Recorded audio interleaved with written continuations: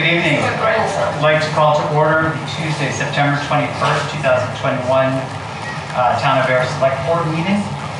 First order of business is we can all stand for the Pledge of Allegiance.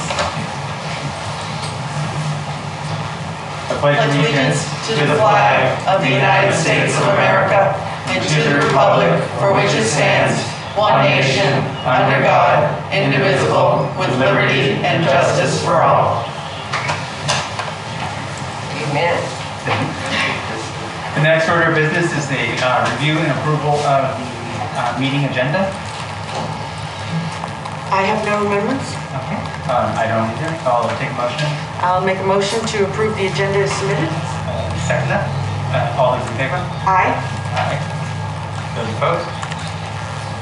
Okay. Sorry, I do have to read one announcement. This meeting hearing of the Ayer Select Board will be held in person at the location provided on this notice. Members of the public are welcome to attend this in-person meeting. Please note that while an option for remote attendance and/or participation is being provided as a courtesy to the public, the meeting hearing will not be suspended or terminated if technological problems interrupt the virtual broadcast, unless otherwise required by law. Members of the public with particular interest in a specific item on this agenda shall make plans for in-person versus virtual attendance accordingly. The Select Board meetings air live on Comcast, Channel 8, and live on airpublicaccess.org. There's no other announcements this evening, which brings us to the next item up, which is the presentation of the Boston Post cane to Miss Lily Jackson. As the chair, I'd like to recognize Susan Copeland, the town clerk, and the chair of the Boston Post cane committee for the town of Ayer. Thank you, Mr. Chair. Good evening, everyone. Welcome to this wonderful night that we are finally able to do in person. Thank you for joining us and respecting the social distancing requests. I have a hunch that none of us in the room would have missed this moment, given any masks or limitations. So this is my honor as clerk for Ayer to present for the third time the Boston Post cane to an Ayer resident. I'd like to give some information about the Boston Post cane. The tradition was established in 1909 by the Boston Post newspaper. A special cane was presented to the Board of Selectmen in 431 towns in New England and is presented as an honor to each town's oldest resident. This here is the original Boston Post cane for the town of Ayer. So this does stay in the vault, but it is our original Boston Post cane. The eligibility and selection is as follows. The holder of the cane must be 90 years old and reside in the town of Ayer for a minimum of the last 20 years. The term resident refers to a person who has physically resided at a fixed, permanent, and principal home in the town of Ayer. And every box is checked off for Ms. Jackson. The Boston Post Cane Committee seeks nominations for residents that meet the eligibility requirements. The nominations are reviewed and the recommendation for a recipient was forwarded to the office of the Select Board. The Select Board's office notified the recipient, and upon her acceptance of this honorable recognition, we gather today to present this honor to Mrs. Lily Jackson. Mrs. Jackson will be presented with a replica of the cane to keep at her residence, while the original cane will be kept in the town clerk's vault. Interestingly, I did have a few families contact me over the past few months asking if their family member would be eligible for this recognition. And so I did a little research. So anybody eligible, we have 76 residents that are over the age of 90 in our town. Of those 76, 32 are eligible for this recognition. And Mrs. Jackson is the recipient. She is our oldest resident in town, so it's a great honor to have her here tonight. We are gathered to present not only great honor from our town, but most importantly to give recognition to a beloved mother, grandmother, neighbor, friend, and truly one of Ayer's finest. It is our reward that we can continue to receive her wisdom, love, and discipline to bestow on us.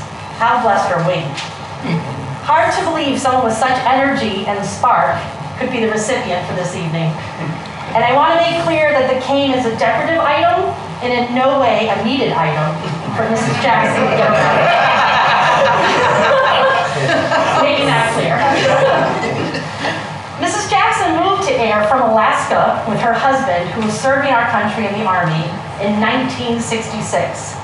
They settled in their home on West Main Street, which you would know if you would see her maybe socializing on her porch or tending to her flowers.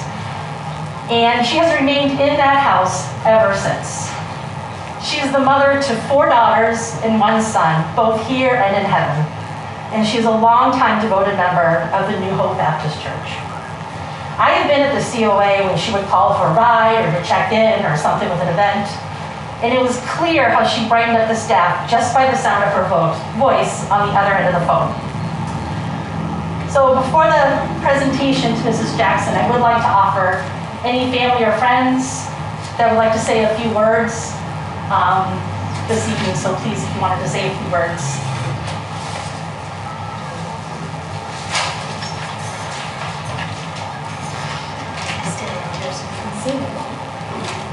Get up here so you can sing. Barely 5 feet and 1 inch tall. My amazing and loving mother, Lily Jackson, is a force of a woman. The sparkle in her eyes, and you said it, the spunk in her personality is not dulled by her age. She says to me all the time, Tia, if it wasn't for my arthritis slowing me down a little bit, girl, I wouldn't be sitting around here waiting for nobody. I think all of you who know her knows what I mean, right? The 35,980 days she has been blessed to live on this earth are one heck of a milestone. And every time Zach and I remind her to rest, she says to us with pride, I know what I can do. Watch me, Connie, you heard this. Watch me bend down and touch my toes. See, I don't even bend my legs. Y'all are younger than me and y'all can't do that. Let's think about 1922 when my mom was born. The president was Warren G. Harding, 29th president of the United States. He introduced the first presidential radio address. She was born in the same year as Betty White. Mom has lived through World War II, the Great Depression, the Korean War, Vietnam, the Gulf War, the war in Iraq, multiple pandemics since the flu epidemic of 1922, including this current COVID pandemic that's been ongoing since 2019. She's been through hurricanes, earthquakes, and tornadoes. She was alive for all of it. But imagine this, as a child, she had no cell phone. Even I'm old enough to remember when phones were attached to the wall. She was born before the pop-up toaster was invented, the blender, sunglasses, deodorant, bubblegum, chocolate chip cookies, just to name a few. But most importantly, Mom is one parent who has had a consistent and permanent daily presence in my life, in Zach's life, and in my 4 siblings' lives. It is no surprise that she is the most significant person in each of our lives. Her love and support is like no other on this planet. She's always there for us when we need support and whenever we need to talk. She taught us from birth to know the Lord comes first, to make time for Him, to walk and talk with Him, to pray, to always do the right thing, and live a blessed life. Mom, you are our rock. Oh gosh. You are our best friend, and we all love you.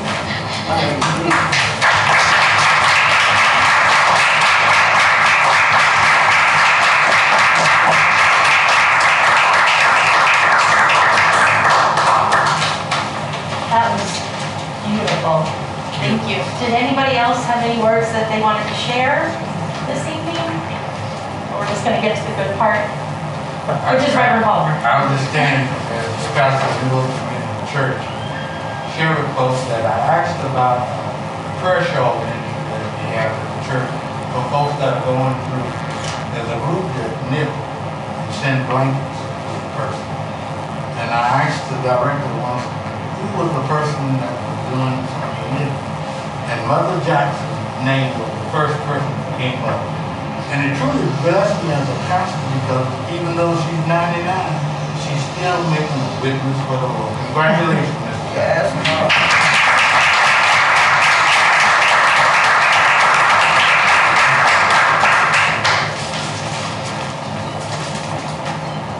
I work for the Lord. I made 15 blankets for the people at church that couldn't walk. Cover their legs up. And the Lord helped me to do it. While I was doing it, I was singing and praying. I heard it.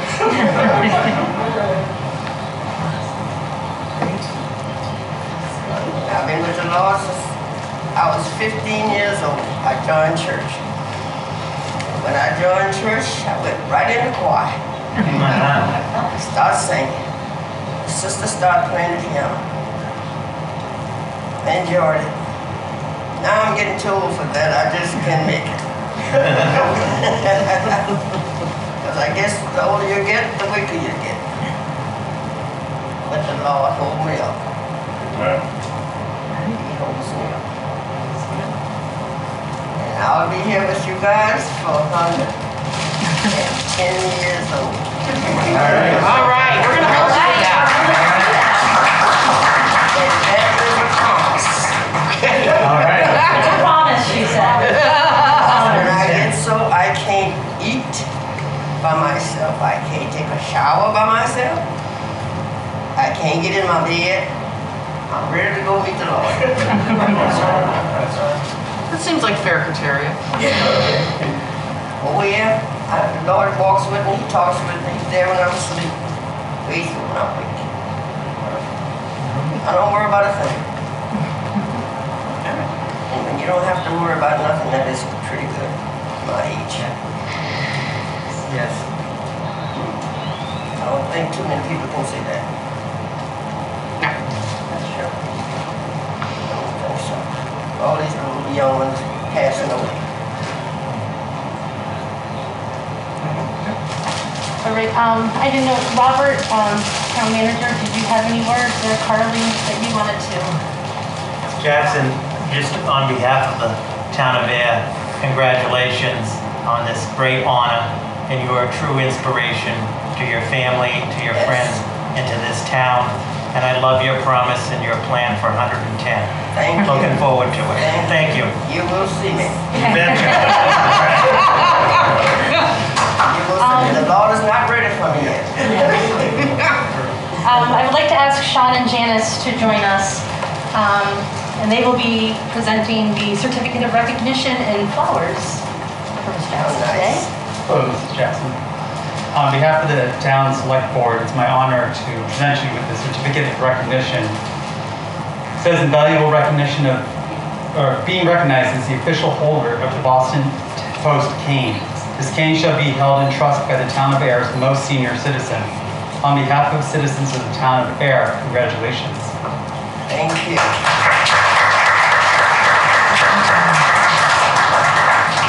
you. I have so many of these. And you know what? In 110, you're working at another. And it's gonna say you kept your promise. Oh, I have so many good ones until it's pathetic. I can't believe myself. You know, I love this ceremony because you never know who's gonna walk in. Right. Okay? And so I think it's apropos that you were born the same year as Betty White because in walked somebody very spunky. And by the way, I love your suit. Okay? Thanks. And just the few minutes that before the meeting started and listening to you talk and everything, you're a lot of fun, aren't you? It's been very enjoyable being here with you. The things that you have lived through and Yes, I seen. have. I got to admit, the toaster, that fascinated me. Nobody ever talks about when the toaster was created, you know. So that one, you were born before the toaster. Wow. Yes. But this has been an enjoyable time to meet you and just to share these few minutes with you. And I certainly hope to see you at 110. I hope I'm here. You will. Okay. Okay. I know you're going to be here. You will. Okay, if you say I'm going to be, then I'm I'm going a to be. very active person. Okay, well, I can't touch my toes, I'm ashamed to say. But I'm laying on very long legs and short arms, that has to be the reason. But on behalf of everyone in the town of Ayer, we want to Everybody congratulate knows me you. in there. Everybody, in the town of Ayer, Policemen too. everyone, everyone. We want to just say congratulations Thank you. on this Thank you. auspicious occasion, and we can't wait to see you Thank you. in 10 weeks. I'll be looking just like I am now. And you know what, that suit will be retro, okay? So you can wear the suit again in 10 years. Okay? So, here you go, honey. Thank you very much. Thank you.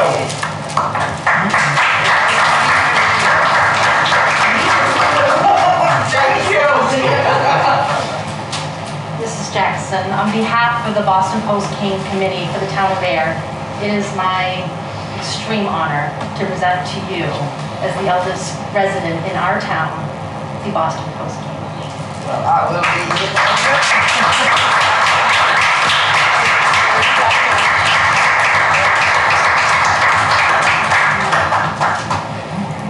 And before we conclude, I do want to give you a few moments if you have any other words of wisdom or advice on what we can all do to make it to 110 to be here with you. Because like Jana said, I'm pretty sure you will be here. I know you will be here. I hope the rest of us take care of ourselves. Well, you just have to take care of yourself. You have to eat right.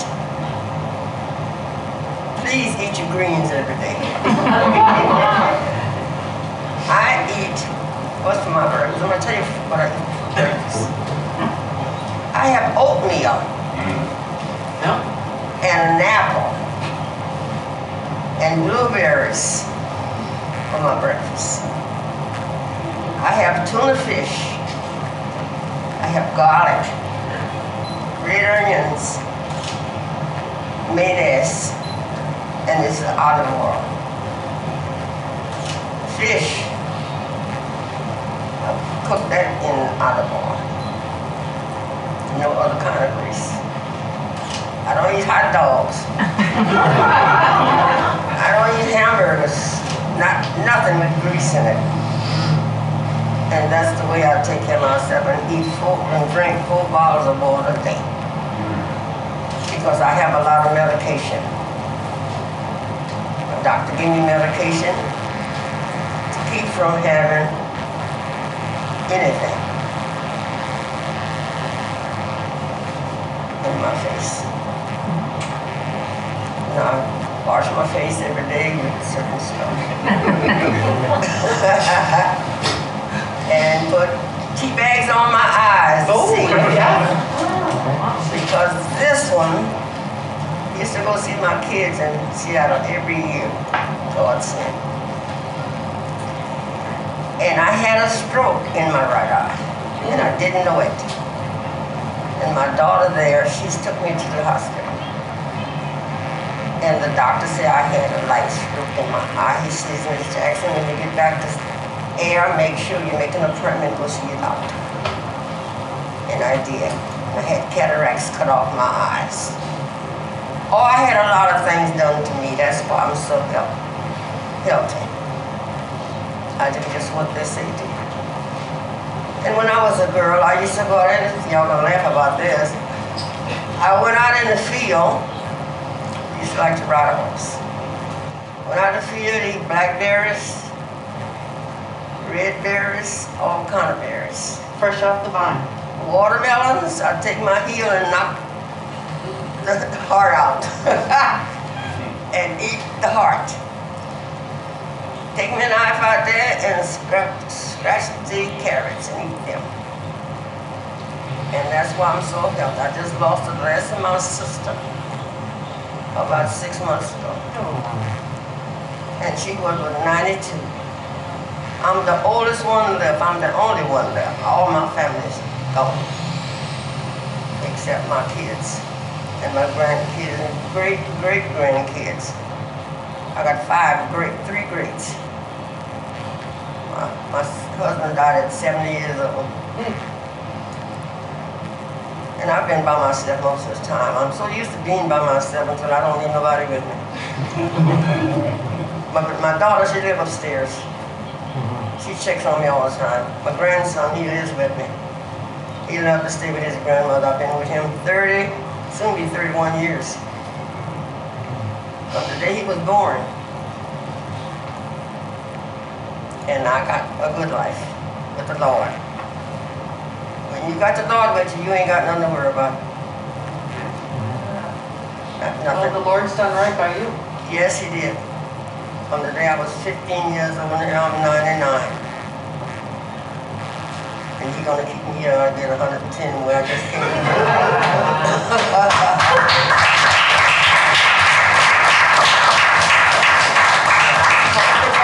All y'all be here to see it. All right.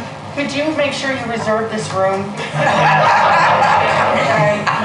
About 6 o'clock p.m. All right. Sounds good.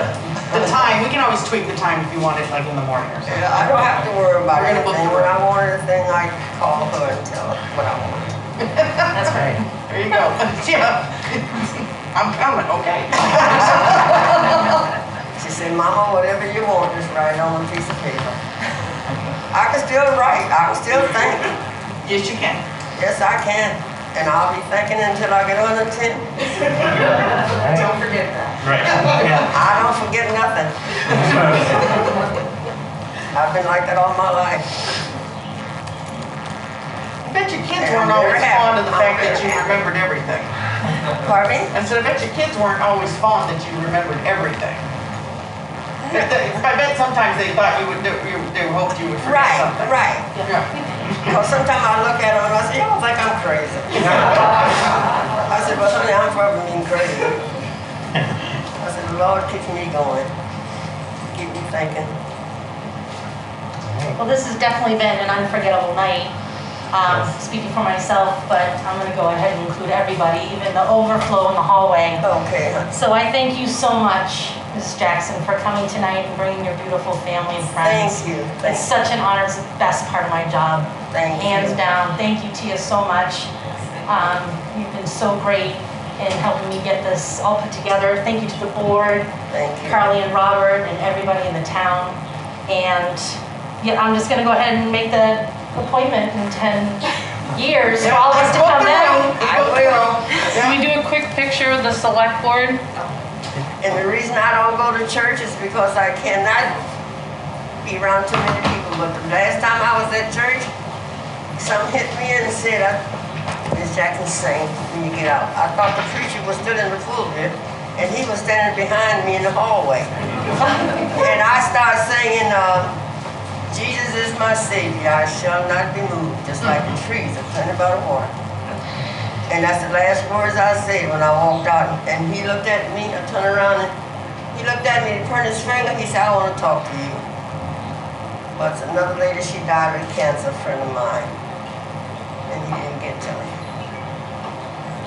You want to look for the picture? Look over the camera? You want to take That way they this can make sure picture? they get your pretty Susan, yeah, right in. You want to take this mask off? Or push it down? It's up to you. It's up to you. Okay. Everybody hold their breath. Thank you. Thank you Thank for you. coming. Thank you.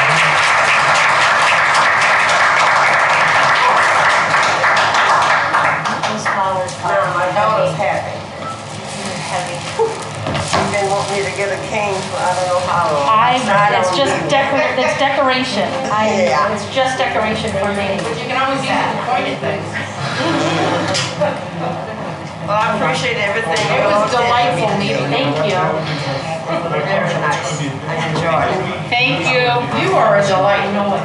Thank you. Thank you. I don't know about that. No, you don't, I can tell. Not as long as you got the Lord with you. Oh, absolutely. Okay. Can we get another picture? Oh, sure. Alan, can you get a picture for me? You want to take it for grandma?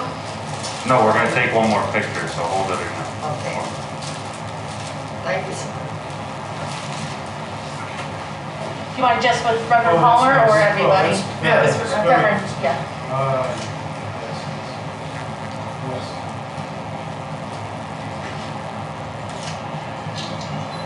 Thank you. Thank you. Very much.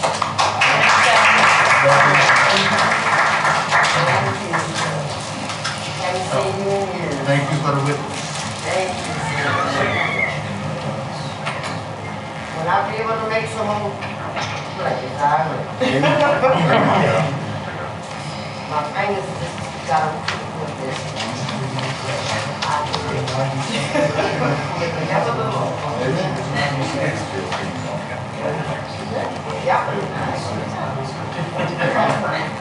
Yeah. All right. Got it. Come on. Hey, Steve. Mr. Chair, I would like to turn the meeting back over to you to continue. I'm sorry, I forgot Thank you, Madam. for that. Do you mind if I leave this here for the rest of your meeting? Sure. Is that okay for a little decorative You can. moment? Mind giving the Wetzels? Yes. I will. Thank you. Do a swap.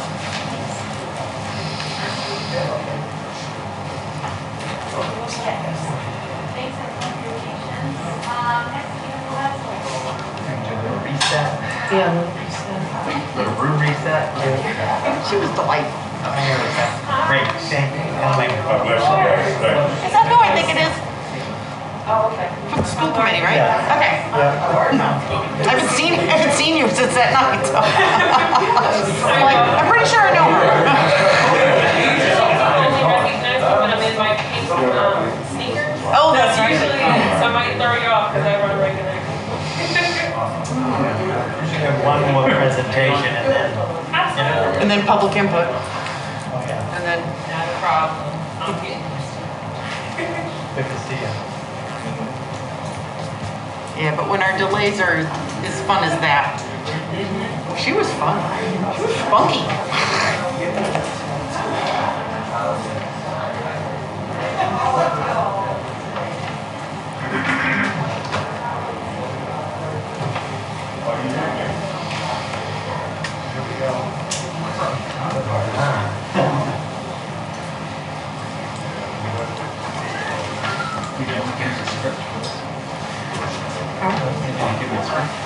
We're winging it. Okay, yeah.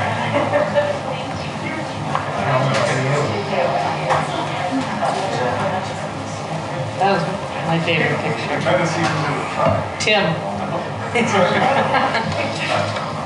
All right, the next item on our agenda this evening is recognition of the retirement of Mark Wetzel, the Director of the Department of Public Works.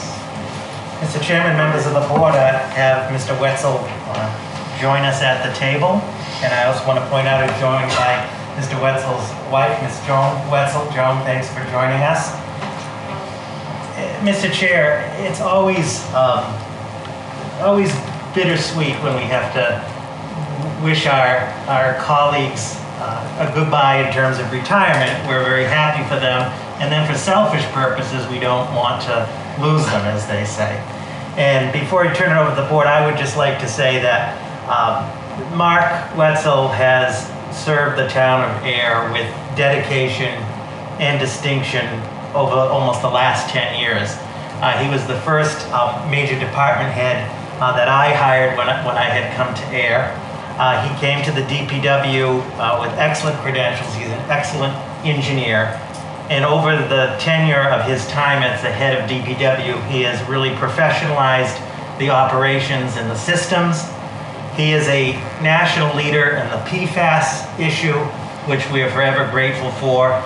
Through his expertise and leadership, the town has been a national leader and proactive on PFAS, built one of the first PFAS plants in the Commonwealth, and people come to him for his expertise on that. I cannot calculate the millions of dollars of grants that Mr. Wetzel secured over the almost last 10 years with his team. Some highlights of his tenure was the new DPW administration building, the new DPW garage, as I mentioned, one of the first state-of-the-art PFAS plants, a second one in production, the Ayer Dog Park, thousands of miles of pipe, asphalt, concrete, you name it. I created the town engineer position, which also moved the town forward and put together a professional succession plan that we're fortunate to have in place. And so just to conclude, Mark has been an invaluable member of our team and our family here in the town of Ayer, dedicated not just to all matters of DPW, but all matters of the community. And we want to wish him all the best on his retirement. We're fortunate we'll have him in a new capacity as a special project manager till April, but as DPW director, he will step down as of October 1st. And we want to wish him all the best in his well-deserved retirement and in best wishes in the years to come. So Mark, on behalf of all of the department heads and employees, thank you. Thank you. You forgot to mention that I invented the pop-up toaster. I invented the pop-up toaster. And Joan, thank you for lending him to us these last 10 years. You're welcome. Thank you. So, Do you want me to say a few words? yeah, I know the board has some presentations, but Yeah, no, go ahead, Mark. So, when I came to Ayer, I'd been in the private sector. I'd never been a director of public works. This was the first job that I applied for. I wanted to get out of the private sector into the public sector. And, the more I looked into the town of Ayer, the more it appealed to me. Small town, easy to get things done, but a lot of infrastructure, a lot of public services, which was very attractive. You look at some of the other communities around here, and they might have a little water system or a little highway department, but we have it all. We have a wastewater treatment plant, we have 2 water treatment plants, we have a nice little downtown, a lot of services. So it was really an attractive opportunity. But I came in without any experience, and the staff that we have at the DPW was really helpful. Pam Martin, who's been in the department for many years, really kind of led me down how we do things, what the town processes were, how we do budgeting and capital improvements. The division foreman, I remember Doug Jasperson, the first time it snowed, and I had no experience plowing snow, I went out in his plow truck with him. And these guys, and everyone says Ayer has the best roads around when it snows. And these guys are like robots. They know exactly where to go. You'll be looking at it, you can't see anything. It's a complete whiteout. They're on the road, they know where to plow, they know where to push the snow, they back up, they push the snow here, they go over to that road, and they know exactly how to do it. So they're really a great staff. Water guys, Rick Lindy taught me a lot about how he ran the system. He'd been doing it for a long time, and that's taken over with Greg Cormier as the foreman. So we have a really good staff. I'm really proud of those. But I think one of the most important things is the town has supported the public works. I can't tell you anything that ever got voted down at town meeting. As a matter of fact, when we voted the first PFAS plant was $5.2 million, and I figured someone was going to ask, what does PFAS stand for? But it got approved, and also the select board's been very supportive, and also Robert and Carly have really helped out, and we've got a pretty successful DPW program going, and I'm sure it'll continue. Excellent. Jess, did you want to say anything first? Well, first of all, yes, you're right. We all know what PFAS is. You've done a wonderful job in making sure that we knew about PFAS. And again, as soon as you heard about it, you were on it. Like butter on that toast that came out of the toaster you invented. You've been here my whole time. So it's going to be strange to not, have you giving the reports and everything. And I finally got you trained to not explain how to build it, just, what you needed. That engineering thing, you always wanted to tell me how to build it. My eyes would be rolling going, please don't try to tell me how to build it and everything. But it is impressive when I think of all the things that you've gotten done under your reign and whatnot. When you say, Town of Ayer, it's easy to get things done in there. Some days it didn't feel like so easy. But you did, you got everything accomplished. And we're seeing the results of it every day. And, you know, you've left your mark on this town. And thank you so much. Well, You're gonna thank be you. missed. Yeah, no, I've only got to work with you for about 18 months now or so, but I've always been just really impressed with your professionalism. And I found it to be kind of different. You made difficult things sound easy. You explained it very well, and which I think is a credit to like why things got done in the town, or why those presentations weren't necessarily needed at town meeting.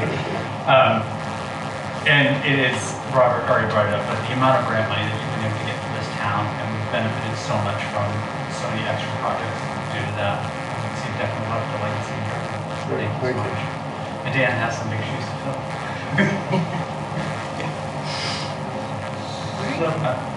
Mr. Chair, Mark, we have a few presentations on behalf of the board and the town of Ayer. I don't know how you wanna start with that.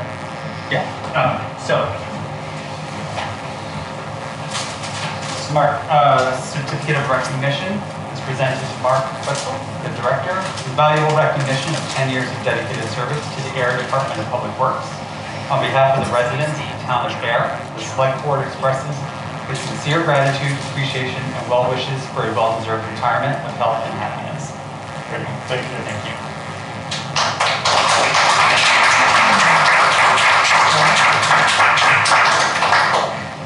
John, these are for you because, you know, without your support, obviously he wouldn't have been able to do his job. So we thank you for loaning him to us.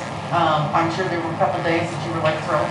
And then other days you were like, get home, you know? When she's running the snowblower during the blizzard. Yeah, I heard about that. But thank you so much for your contribution to everything.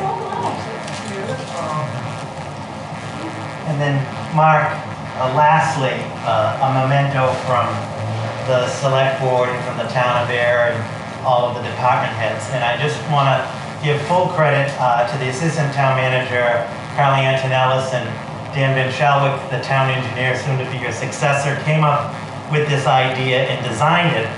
The problem is you have so many achievements, we would need several frames. So we tried to reduce it to the highlights. So what we have here, it's a map of the town of Ayer with some of your major accomplishments. There's so many, such as the dog park, the PFAS plant, Pingree Hill water tank, and it reads, Air Mass, congratulations on your retirement. This is a small representation of your many contributions to the town of Ayer. Thank you and best wishes. Oh, that's great. All right. Thank you.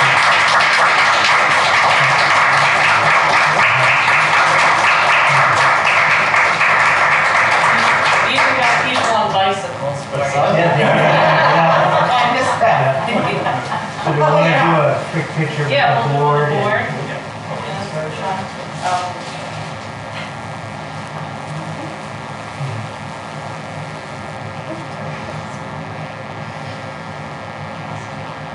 Great, thank you. All right.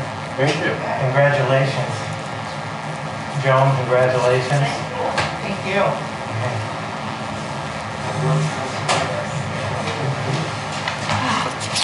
Oh, you have,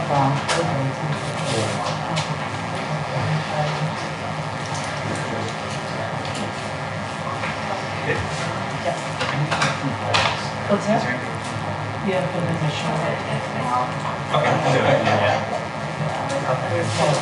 yeah. All right, so the next item on our agenda, is there anybody here for public input this evening?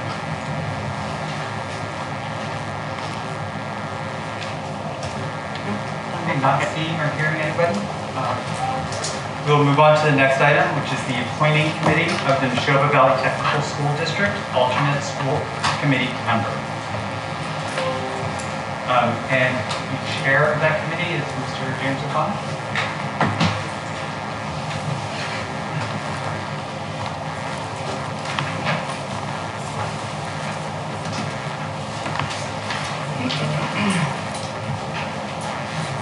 So I'm just going to give you that chair. Go ahead and take that to Carly also. Okay. Good evening. Good evening. Mr. O'Connor, call your committee to order. Yes, I'd like to call the committee to order, the members of the select board.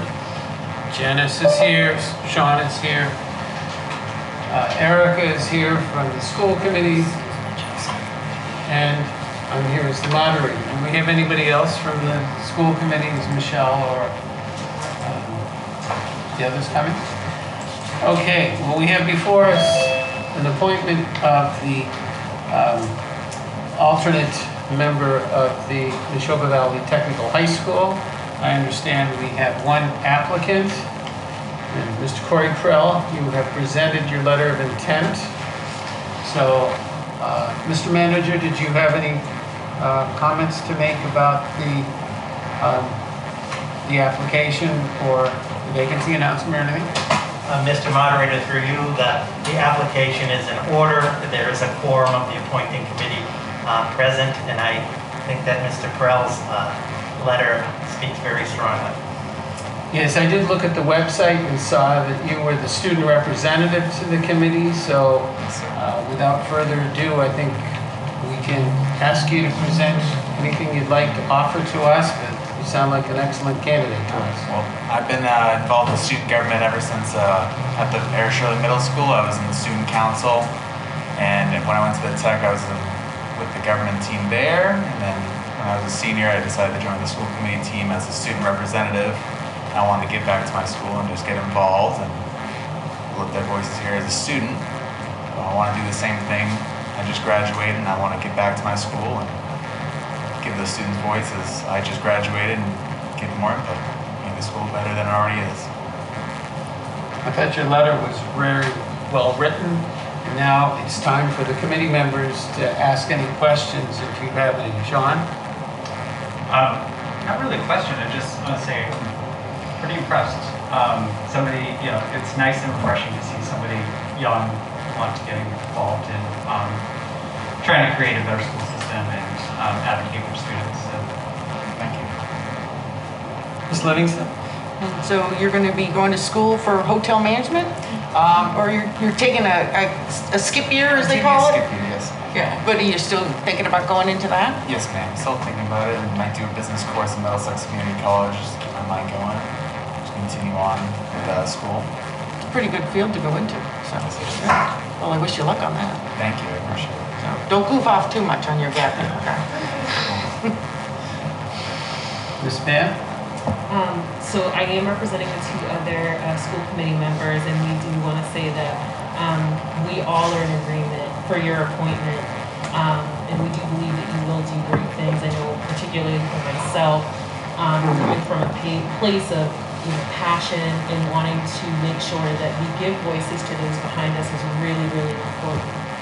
Because sometimes we can forget that as we get older. So I think that your fresh perspective and your knowledge and the growth that you'll have in this skip year will help you and also help the students. So I'm really excited to see what you do, and we're more than willing to reach out a helping hand to you as well, and we're excited on your appointment. Thank you. I believe your parents are here. Mr. Prell, I understand, is a member of the committee himself. So you learned the ropes somewhat from him? Yes, I did. Always watching him at the meetings, either coming to him or being with him last year on the school committee to see what everything happened. Okay, well, I really was edified by your comments in your letter. I thought it was well written. You had a good literary teacher, obviously, in addition to your hospitality training and other stuff. So I think it's time to call for a vote. So let's start with you, Chairman Sean. Aye. Aye. Ms. Livingston? Aye. Ms. Span? Aye. And the chair says aye. So I believe that's a 4-0 unanimous vote. You hereby are appointed. And with that, I will adjourn the meeting of the selection committee for the Neshoba Valley Technical High School. Thank you very much. Congratulations. Congratulations.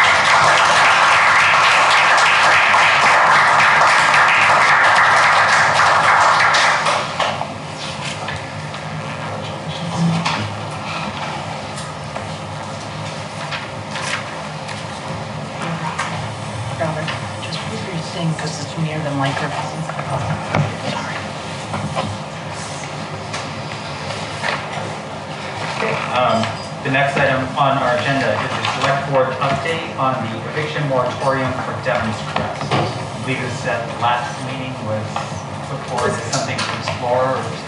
Correct. Okay. Mr. Town Manager, would you like to?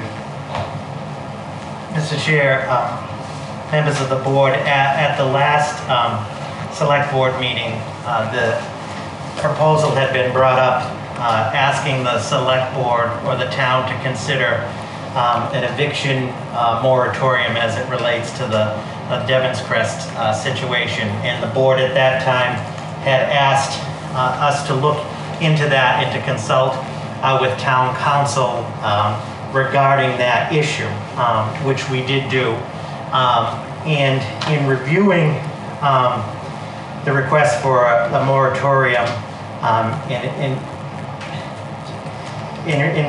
reviewing that, in order for an eviction moratorium to be upheld in the court, it would have to clearly demonstrate that the eviction moratorium would be reasonable and necessary for the protection of public health, public safety, or public welfare, meaning the public at large would have to demonstrate that the eviction of individuals at Devon's Crest poses a direct public health or public safety issue.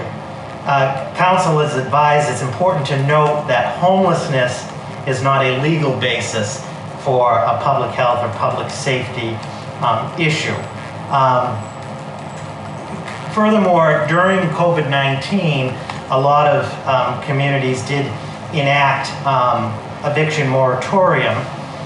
It's the advice on council with the state of emergency lifted that would narrow the chances of success with that. In looking at the issue further, and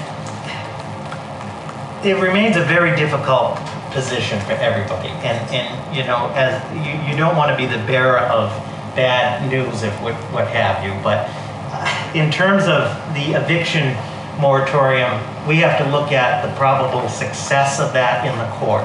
And in some, it's the opinion of town council based on the facts that they looked at, that there's not a strong legal basis to support an eviction moratorium in the case of Devon's Crest. That's number one. Number two, and this is a concern increasingly that we need to be cognizant of in discussing legal strategy in an open session, if you will. But the other concern is that when the eviction moratorium, if it was to be enacted, Brady Sullivan would most likely file an immediate injunction. The town would have to defend the injunction. Because going into this, there's not a strong basis, legal basis for it, the town's insurer will most likely not cover the costs for that. And then we get into a scenario, in addition to defending the injunction and then defending the eviction moratorium, there is also the possibility of Brady Sullivan seeking damages against the town. To be clear, it's not that we don't want to do that. The problem is, based on the advice of counsel, there is not a strong legal case and there is not a strong likelihood of success. And that also has to be weighed against the fact that in addition to that, there could be further implications and cost implications to the town at large. So the recommendation, advice, at least from council, which I concur with, is that this is not a route that is in the best interests of the town or in Devon's Crest. And I did communicate that to Mr. Harmon in an email, as well as to the state legislative delegation.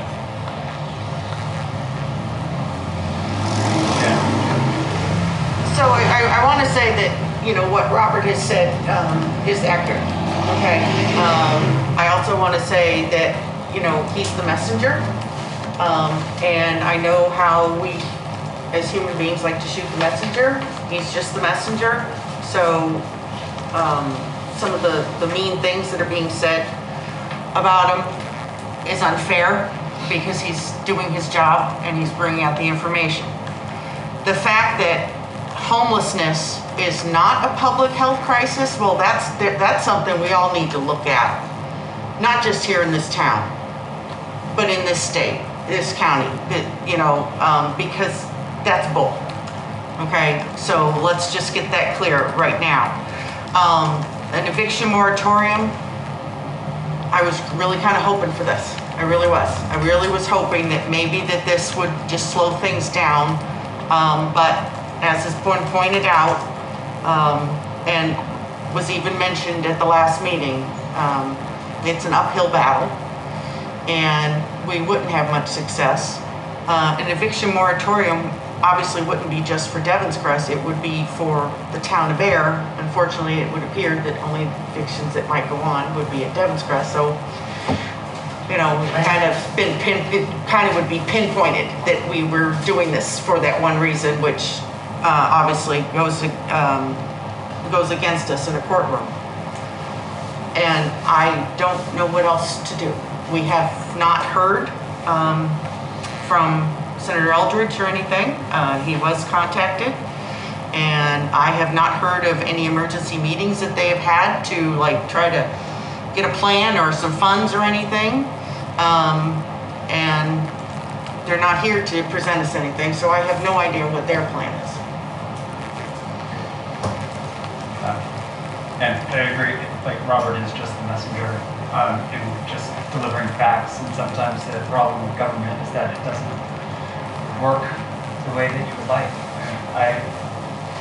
And I empathize absolutely, and was kind of the same as you, was hopeful that a moratorium was something that would be a possibility, at least just to buy a little bit more time. There was just no legal basis for it. I would like to add in, if you don't mind. Yep, Mr. Ryan, Ms. Livingston, Mr. Copeland. My name is Rob Vogel. I live on Central Ave in Ayer, right up the street. Okay, I just went through this right in December. Okay, my landlords came to me. I was ahead of my rent, no problems. My landlords came to me and said, you know what? We want to recoup the apartment and get more money for it. I'm like, well, can't you do it with me in it and charge me more money? And they weren't even trying to do that. So in the middle of December, right before Christmas, I had to find a new place to live. So I found a beautiful little spot over here at Central Ave I'm renting from. And on 60 Central Ave, they just tore it down. They're getting ready to develop there. Okay? I live in 62 Central Ave. The developers have then since contacted my landlords, and my landlords are planning to sell. So I'm gonna be in the same exact no-fault situation I already was, just like Devon's Crest is. So it's not just Devon's Crest that you need to look out for. You need to look out for the rest of your damn town. Okay? I apologize. No.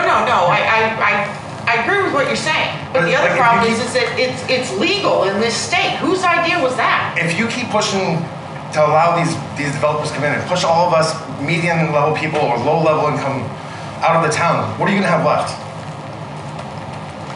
That's where it comes down. You can't tell somebody what they can and cannot do with their property that they purchased. But for the town can fight for their people. That's what you guys are here for your people. And that's what we've been trying to find, if there is a legal remedy, and there does not appear to be a legal remedy that would prevent what's happening to you or what's going on at Devon's Crest. That was a private sale between two private individuals.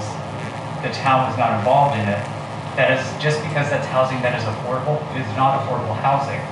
So there's a lot of misinformation on what's going on. And the town of Ayer doesn't have affordable housing for anybody under the age of 55. And we are working on that.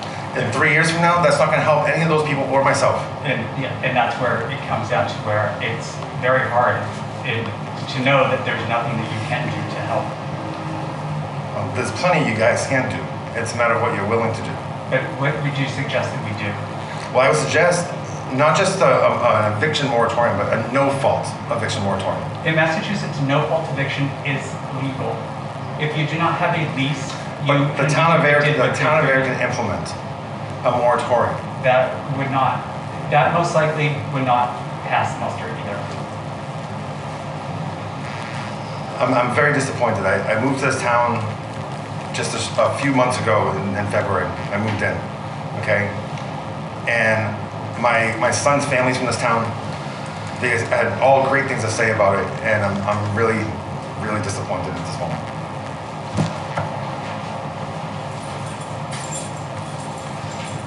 I don't blame them for being disappointed. I don't need to. Hi, I'm Tara from Acton again. First I want to correct something. It's not that the eviction moratorium is illegal. It's that there's no state enabling law. It hasn't been decided yet. It's in court right now. So for me, I feel like we need courage on the Board of Selectmen. But Tara, I see where you're going with this. May I finish my speech? I just want to clarify though. Yes. We were told, we were advised by town council that we would not win in court. So we are opening up, if we decide to go forward with that and our insurance won't cover us, we're opening up the town to some pretty hefty financial losses. And that, as stewards of the town, that would not be advisable. So that would not be a good thing, sorry.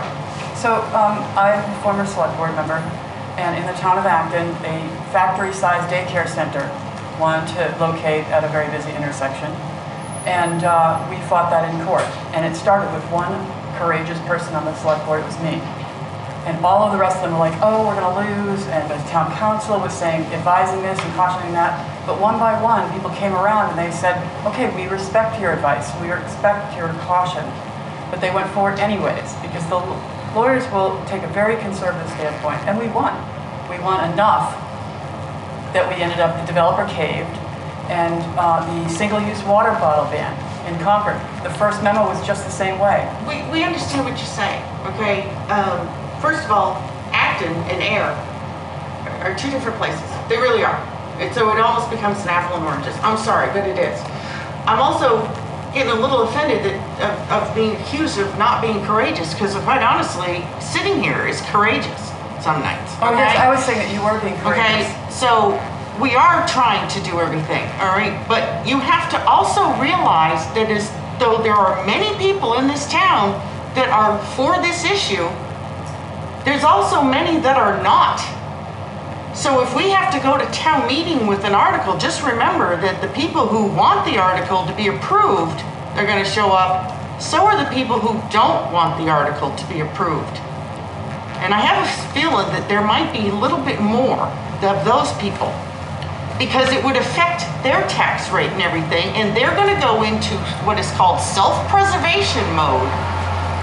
They're for it, they wanna help, but they also have to protect themselves. So, you know, we haven't dropped the subject and we're going to refuse to talk about it again, okay? Okay. I don't have the magic lantern. Right. All right? I don't have Genie. If I had Genie, every problem in this town would be fixed. Okay? I disagree with the state or this country ever saying, now we're going to get me on a rant, but that's all right, that homelessness is not a public threat. We talk and talk and talk. That's such a And then when it comes down to doing anything, our own laws tie our hands. And that is what's going on. Our own laws are tying our hands into being able to help.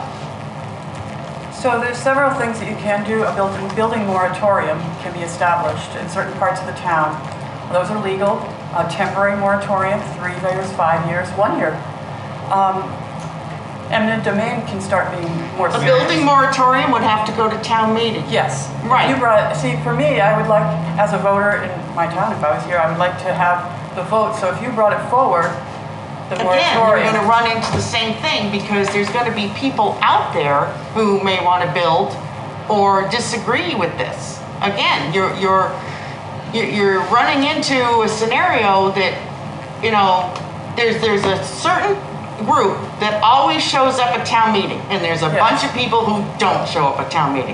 Well, I guess we're hoping that people will show up for town meeting. Well, we hope that every town meeting. Yes, but this Okay, particular but they one. don't.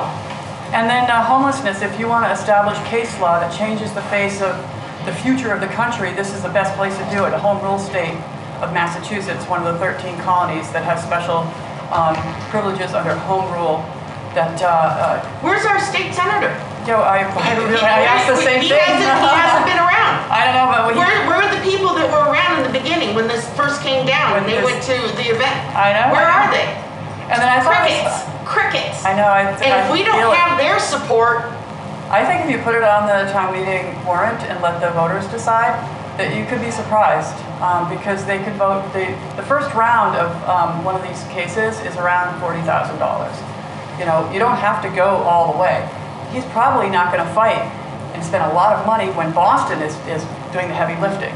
And Acton did the Dover Amendment thing, they did the heavy lifting on that. Different he's towns. already bought the property. Of course he's gonna fight it. And no, I meant to say that why spend a lot of court money when Boston is they've already been sued. So whatever happens with that case, if you use the same language effectively, then there's another way to do it. And so with building permits, to say that you aren't going to issue any building permits when there's been a no-fault eviction, that's not an outright ban. That's using the building permit process. And it can be either an order or just a zoning bylaw or a bylaw. I don't know which.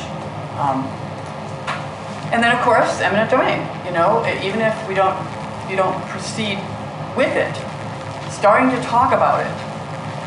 It's another, there's no legal basis for eminent domain.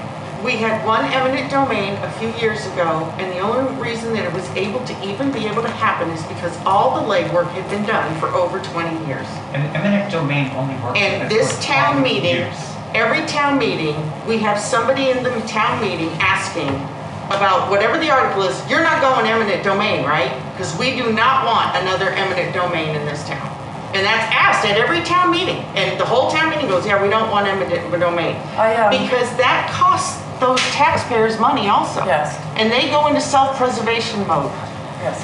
As the last thing to say, I have been talking to these community development corporations, the nonprofits that get grant money from the state. And they've been very receptive, and it looks like there could be a plan coming forward, but that would also require some kind of eminent domain or a borrowing authority, or perhaps both. But one particular one is interesting because they're a major rehab contractor for these CDCs, and they say that they prepare plans that the entity, the Devon's Crest Tenant Association, could actually receive, the town could convey the property to them.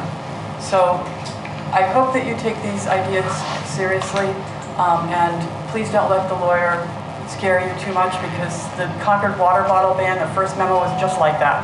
The plastic bag ban, the first town to do that, the first memo was like that. That if you ask the town attorney how to get something done, it's a very different conversation than if you ask them if you can do it. Oh, I agree with that.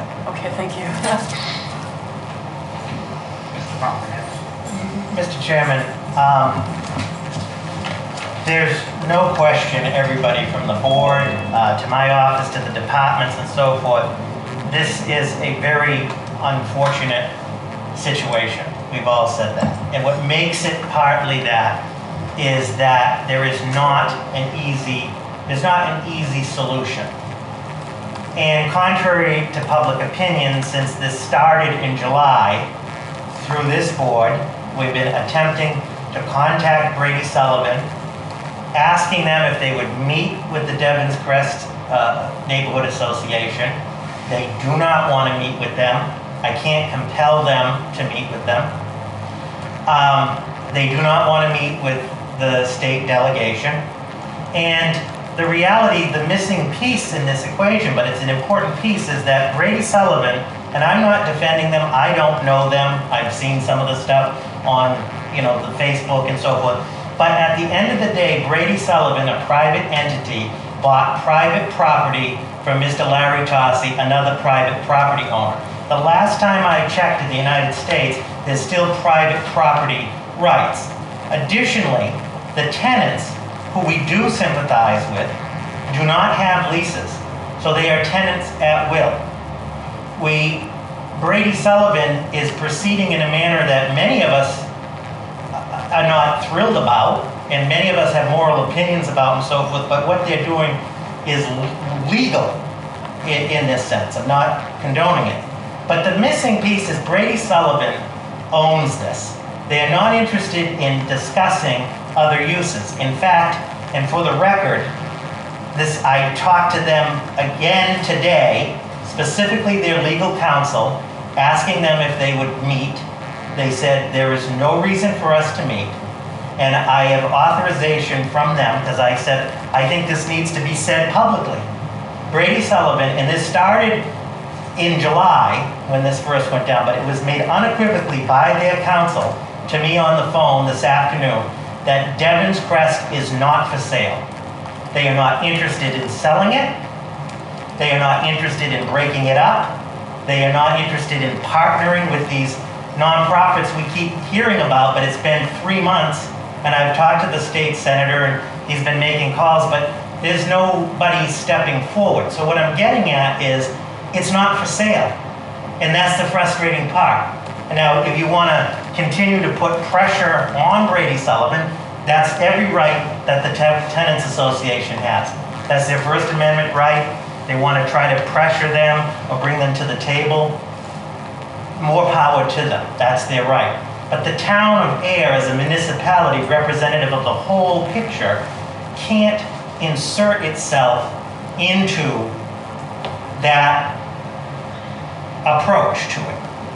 And the law is not there. The law is the law, and we have to follow that. That's what all of this advice is. But I think it's important for the public record that as of today, September 21st, this afternoon, from the Brady Sullivan in-house legal counsel, it's not for sale. And finally, one of my concerns, and this is a concern also for the Tenants Association, it's a concern for this board, and it's because the select board is governed by the open meeting law, these discussions are public, and these discussions should be public to an extent, are important. In thinking about this, I am fundamentally concerned moving forward, whether it's the association or the board discussing potential legal strategy, because Brady Sullivan is watching all of it. And I don't think that serves the association's efforts, and I don't think that serves the town's efforts. This is a horrible situation. We will continue, as we did from the beginning, in trying to provide resources and information.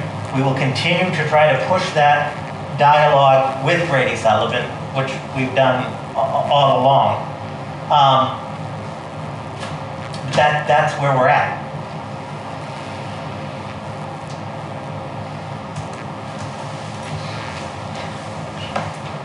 Can I ask you a question? Sure.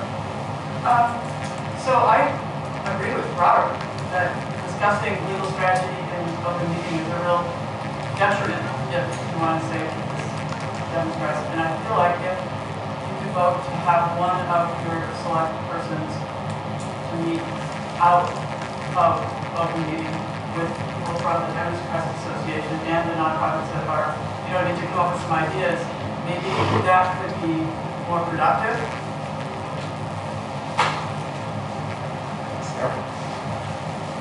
Yep, please.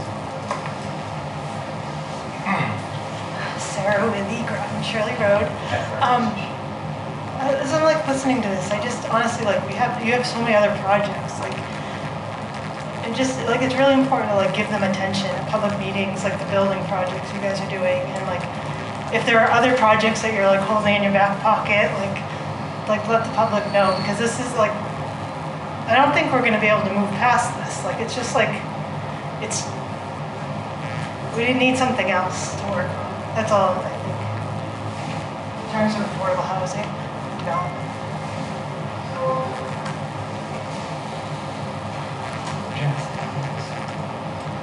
I want to say this. It doesn't help tonight, or these people tonight, but we do have a 40B discussion coming up, and I want everyone to remember this and this event when we have people saying, "Oh, I don't want it in my backyard," and I want them to look at the people that are involved in Devon's Crest that are going to lose their home and decide why they wouldn't want them in their backyard, because this has got to end, okay? This whole thing, and we're never going to get out of this mess until we get over the philosophy of affordable housing is a bad thing. Because one, it's not. It's the you want to get to the fundamental difference. It's the difference between having a granite counter and a Formica counter, okay? So we need to, because that's going to be coming up. That's something we're hoping to have. No, it does not help the situation right this minute. It's for the future, but I want everyone who would normally be opposed to that sort of thing to remember tonight and think, why are you opposed? Because it's a good thing for a lot of people. So, unfortunately, I can't do anything for tonight. Which is the most frustrating part. Alicia. Oh, Alicia, sorry, go on up. So, I was a little horrified a moment ago when the woman was talking about a building moratorium. This town has spent a lot of time trying to build more housing because more housing would solve a lot of problems.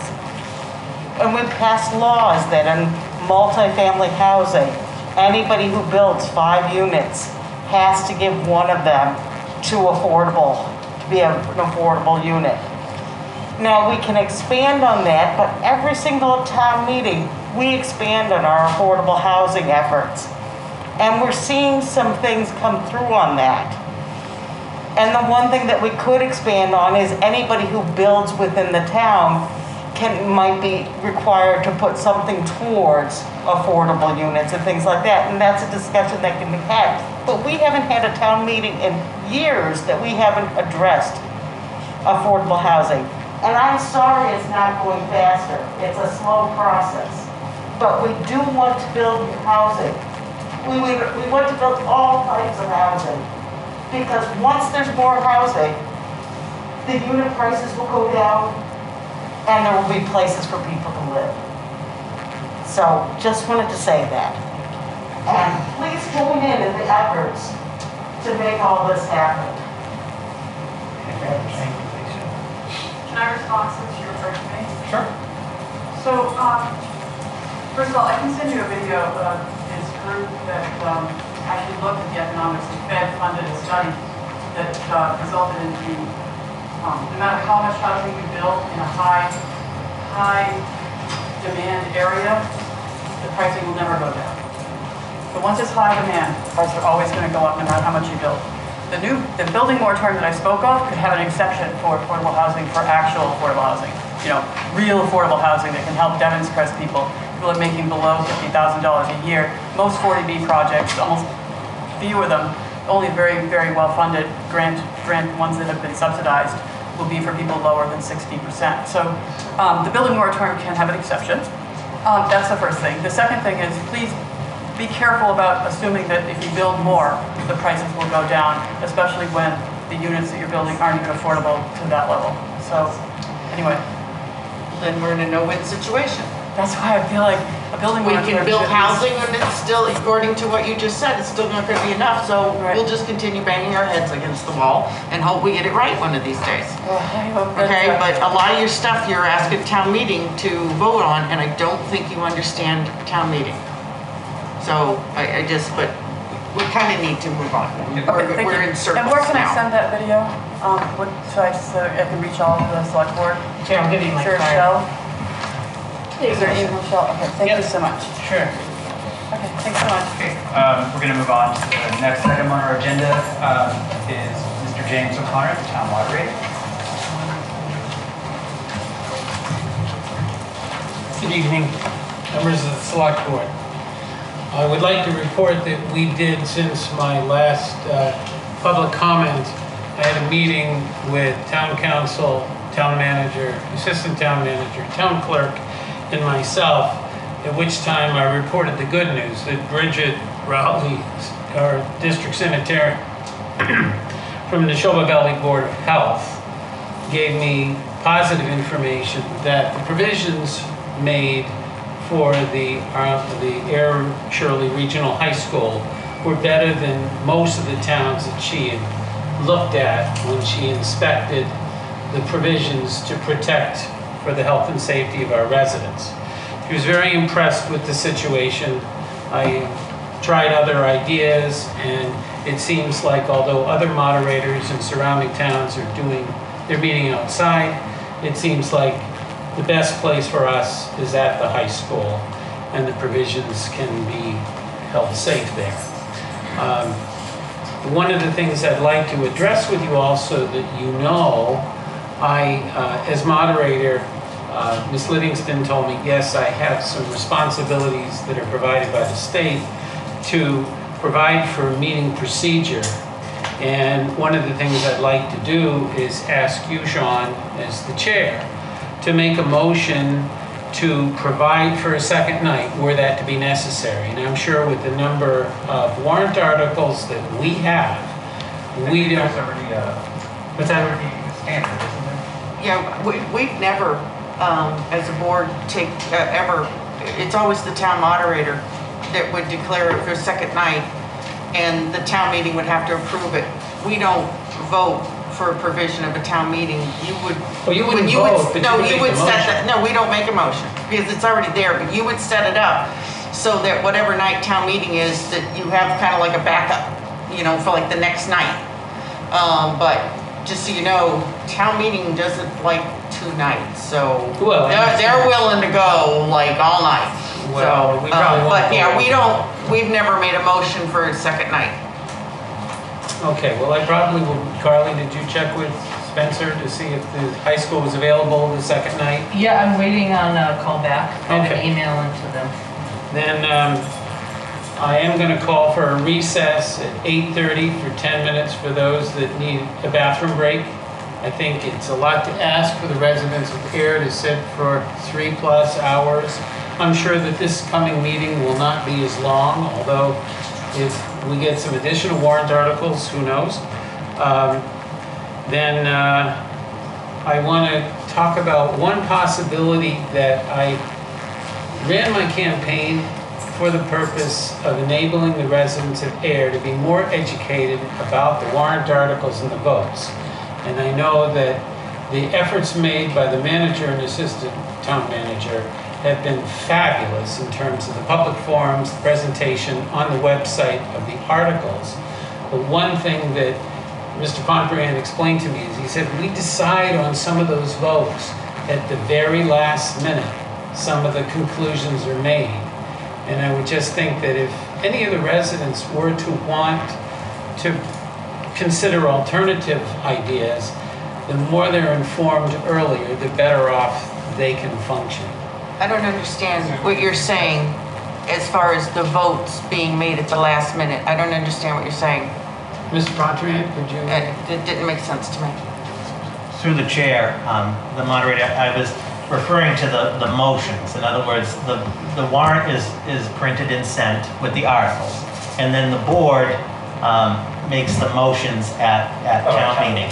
Sometimes the motions even on the floor of town meeting, right up to that point, sometimes have to change slightly, or a motion may change on a financial matter. If there's a financial change made in one article by town meeting, this is more for the spring, but that impacts, if you'll all recall, Ms. Gabri runs the math, and we have to, so is that what you're referring to? Yes. The motions, sometimes, again, they're all done ahead of time for the most part, but there can be a slight variation even at the meeting. Yeah, well, just you're understanding that the motion is pretty much going to be that the selectman's going to say, we want you to approve this article.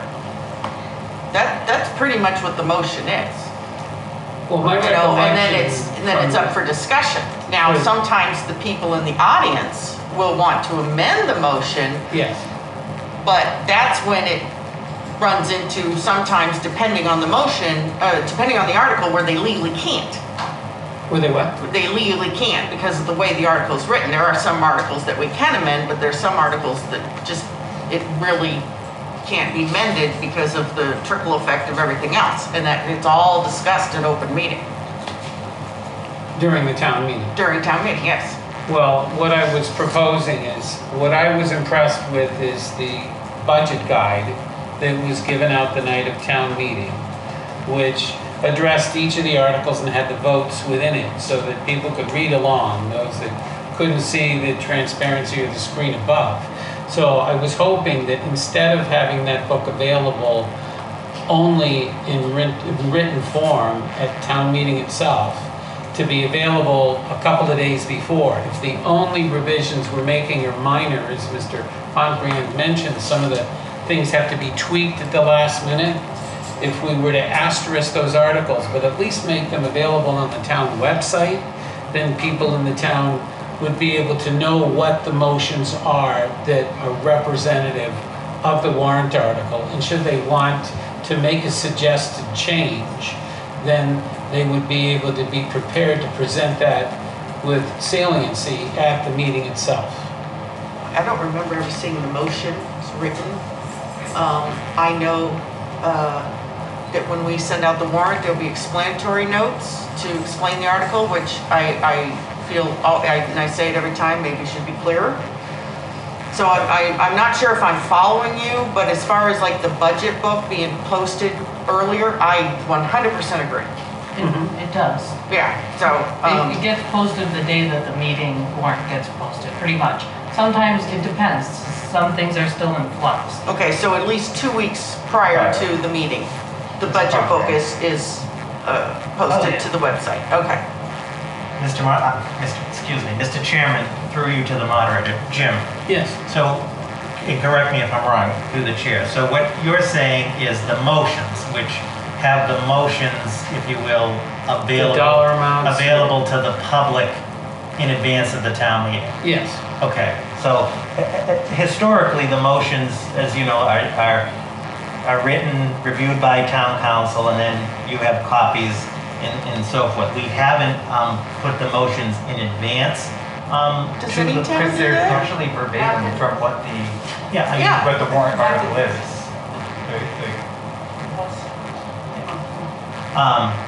I think that's going to cause a lot of confusion. Because if we're doing, and I say this because if the article's confusing, which let's be honest, sometimes the way an article's confusing, the way it's written, because it's going to go into the old Latin or whatever, and everybody's like, what? Like the ones that says, you know, in the gift or this or that, and everybody's like, well, which are we doing? Okay, and we might not know how we're doing it until right before. But I'm just concerned about putting the motions, which I've never heard anybody talk about before in all these years, talking about putting the motion, because I think it's also going to confuse the issue, because we want them to read the article, we want them to find out the information about the article, and then go to town meeting and hear the recommended motion, and then discuss and hopefully vote on it. But is there, like I said, the motion is verbatim, the article. The motion is going to be, almost right. 90% of the time. Mr. Chair, for the most part, yes. Okay. There are some motions, if you recall, especially on some of the articles that may say, to see if the town will vote to, what I'm getting at, the funding, there's options sometimes, transfer, so forth, and then the motion is specific. You know what I'm saying? Right. So in most cases, the motion is generally very similar to, if you will, the article. There are some with dollar amounts and so forth that are a little more specific. Here's a potential flaw that I see in this idea. So we already have a problem sometimes trying to get somebody to show up for town meeting, and they'll always have a reason, and sometimes they'll say, well, I'm busy that night. Well, we've told you the date 6 months in advance, so what are your odds that you're gonna be busy that night? But if you put the motion and say, I make a motion that this article be approved, okay? There's gonna be people out there that's gonna read that and go, well, I'm not showing up because they've already decided it's gonna be approved. So there's your flaw. So that's what I see, it's a flaw. What they need to do is not worry about what the motion is going to be. They need to understand what the article is asking of them, because then they can go in there and feel free to disagree with the motion. But if we put in writing that we're already saying we're going to make a motion that this be approved, there are going to be people out there, because there's people out there who think that warrant that they've just received in the mail is actually out for their arrest. Well, I hope not. But there are people that still feel that way, and you figure we send out over 3,000 warrants to residents in this town, and we're lucky if we can get the 150. But if you put on there, this is the motion we're gonna make, I guarantee you that some people are gonna be like, well, Well, this it decision's wouldn't already be made. in the warrant. The warrant is put out 2 weeks before, because as we have the timeline, October 5th is the night of the select board adoption of the warrant. Right. So then it should be mailed within the printing period, which is, let's say, That Friday. 7 days. The goal I see is for the residents of Ayer to be informed of what the position of the select board is. In the warrant, it says on the bottom, like what the position of the board is. That's It right. says it supports it or doesn't, but it doesn't have detail. So Well, what we I'm can getting put at- on there saying, like, the article was, the board, and we've done this before, and we haven't done it for a while, to say, like, the board said 3-0 or 2-1. Yeah. Well, But I like, think, but also in the explanatory note, we should also be putting in there, like, this article, depending on the article, was fully discussed at the 21st September meeting, and then they can go watch the video. That's the problem. They also need to look, and everything's being posted on the town webpage, on Facebook, it's being discussed here, they can watch the videos on APAC, the information is all there, they have to be interested enough to click the button.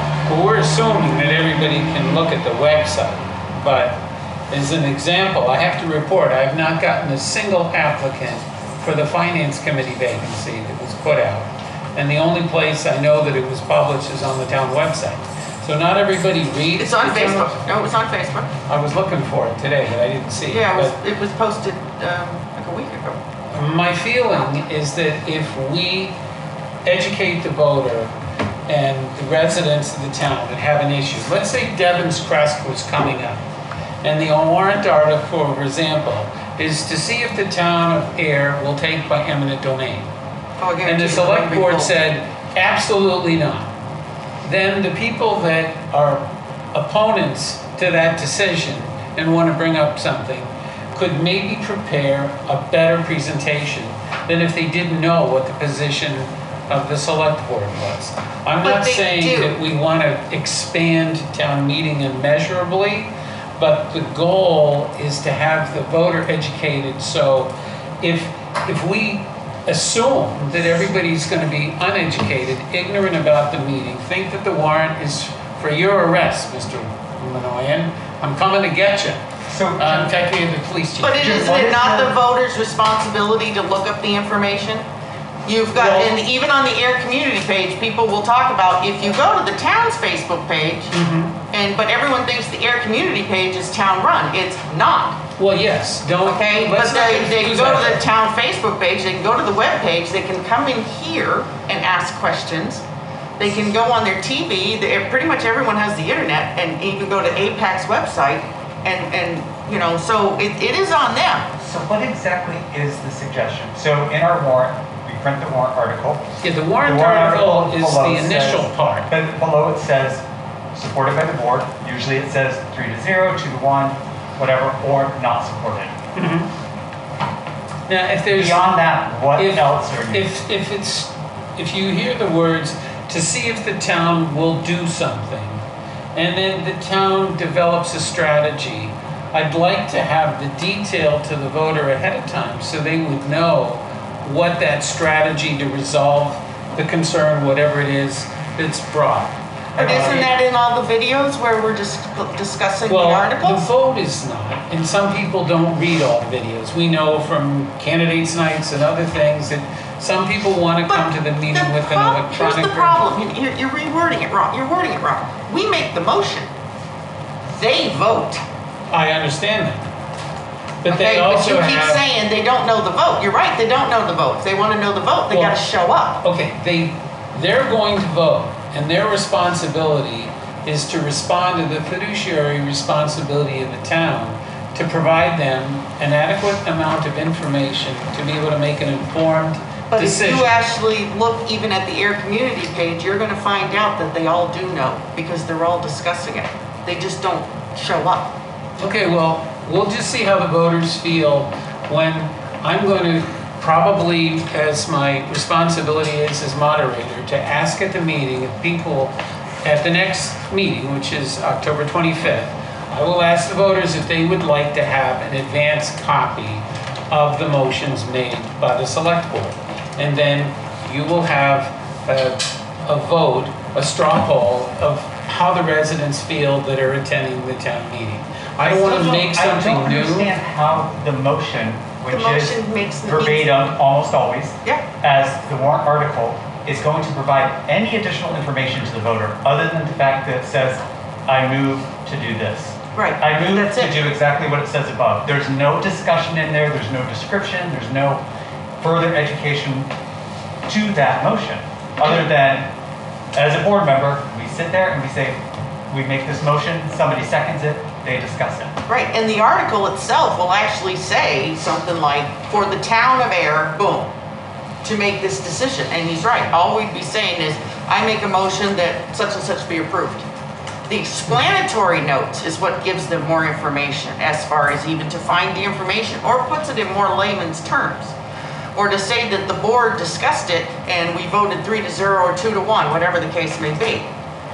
But writing the motion means nothing. Well, I agree to disagree. I don't think you're but- understanding what the motion is. No, well, I'll give you an example. Okay, one of the proposals is the adoption of the Woodlawn Cemetery, correct? The second was the finance transfer of monies from Reserve fund our transfer. reserve fund for the finance of that. Then another article that'll come before them is the establishment of the cemetery commission, of which there are 3 members designated to be appointed by the select board. If somebody knew that it says specifically that we're going to elect 3 members from the select board, what if somebody had an idea, we'd like to have 3 members selected by the select board, 2 members selected by the town moderator, and 1 member selected by the town manager or the board of health. And that way, the voter would be able to say, I would like to propose something different. But the voter can. That's their The voter amendment. can. If they see, No, you don't, no, you don't understand. The article itself would say that we're gonna come up with a trust fund for Woodlawn Cemetery for 3 people to be appointed by such and such. There's the article. All the motion would say is, I'm asking you to approve that article. That's the motion, that's the motion. I'm asking you to approve that article, okay? He seconds it, okay, it's now open for discussion. Carly, fine resident of Ayer, is gonna say, well, wait a minute, why are you only gonna do 3 people? Why not 5 people? Okay, so now the motion is gonna be amended to allow 5 people. And it can be, and the people can amend it to say 3 by the Board of Selectmen, 2 by the Board of Health, or whatever. And there are people that show up That's right. written out. and That's type right, amendments they'll, to yeah. that. So, having the motion of, I'd like you to approve Article 12 means nothing. The explanatory note, putting it in layman's terms, means something. If we put it on the article and the board has recommended, you can pretty well know that we're gonna say, we're asking you to approve this. okay, I just wanted to, initiate a discussion. We don't have that much to discuss at this town meeting, but in the future, as we move forward with affordable housing, we move forward with the omnibus budget in the spring, I'm sure there'll be other discussions. I'm glad to have this opportunity to address things with you. Now, I know at the last meeting, Janice, you mentioned you had heard some of my proposals and you were a little concerned about them. Were there any questions you had about some endeavors that I'm making? No, because based on what you've said tonight, I'm fine. Okay, great. Thank you. Thank you, Joe. Thank you for your time. Next item on the agenda is a continued Class 1 license application for JP Brevard trailer sales. Good evening, board members. Tom Gibbons for JP Provide Trailer Sales, Inc. Hi, Mr. Gibbons, how are you? Very good, thank you. Now, with me tonight is Joseph and Matthew Provide, they're the owners of the corporation. So, I'm representing my clients tonight for the application of a Class 1 auto sales license under Mass General Law, Chapter 140, Section 58, at 15 Westford Road, sometimes known as 11 Westford Road. My clients are in the business of selling, repairing, and servicing truck trailers. So this would be trailers that are attached to a semi-truck, not the sale of the semi-trucks themselves, just the trailers. We were before the board on September 7th for sort of an introductory, and I know the town is waiting for a response from town council, which I know has come in. Town council says that there are 3 findings the board must make. I would say there are actually 6 in this case, and those are, number 1, that the sales are principally of new trailers with used trailers as a secondary matter.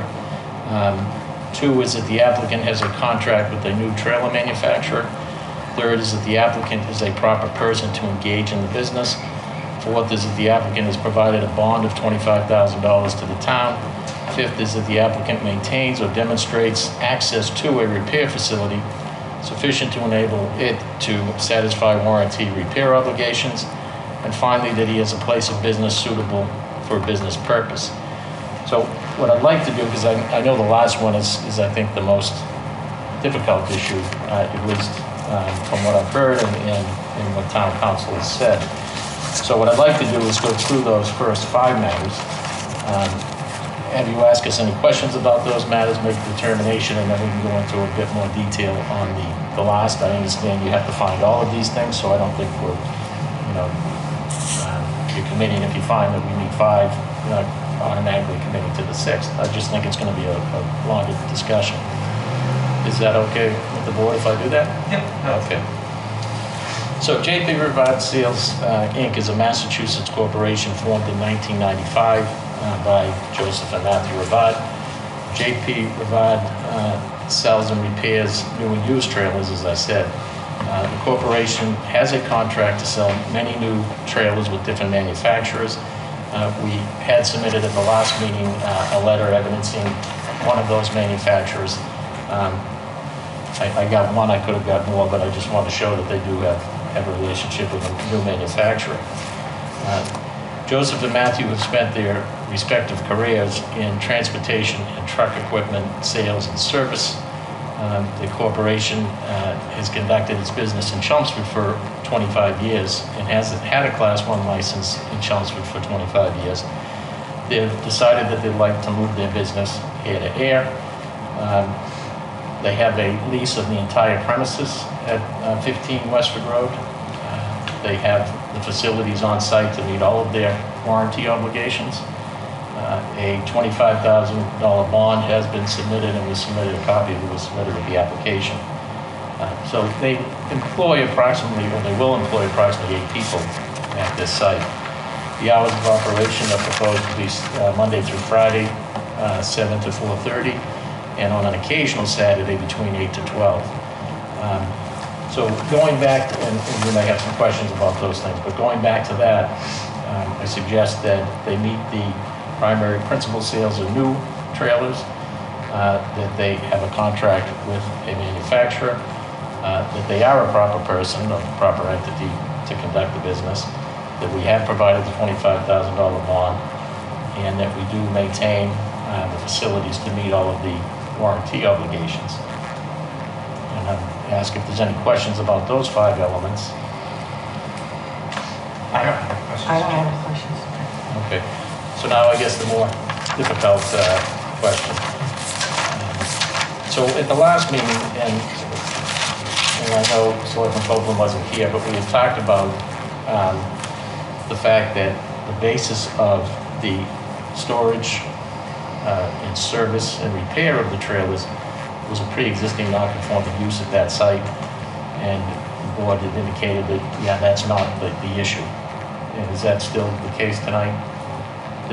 Not the sales, but the storage, the service, and the repair of the trailers is pre-existing. Paul Luthier had done it before. We submitted a letter. He started there in 2000.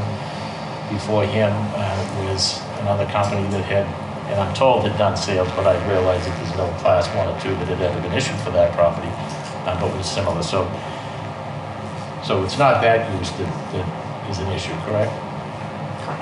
Correct. Okay. Yeah. So moving on from there.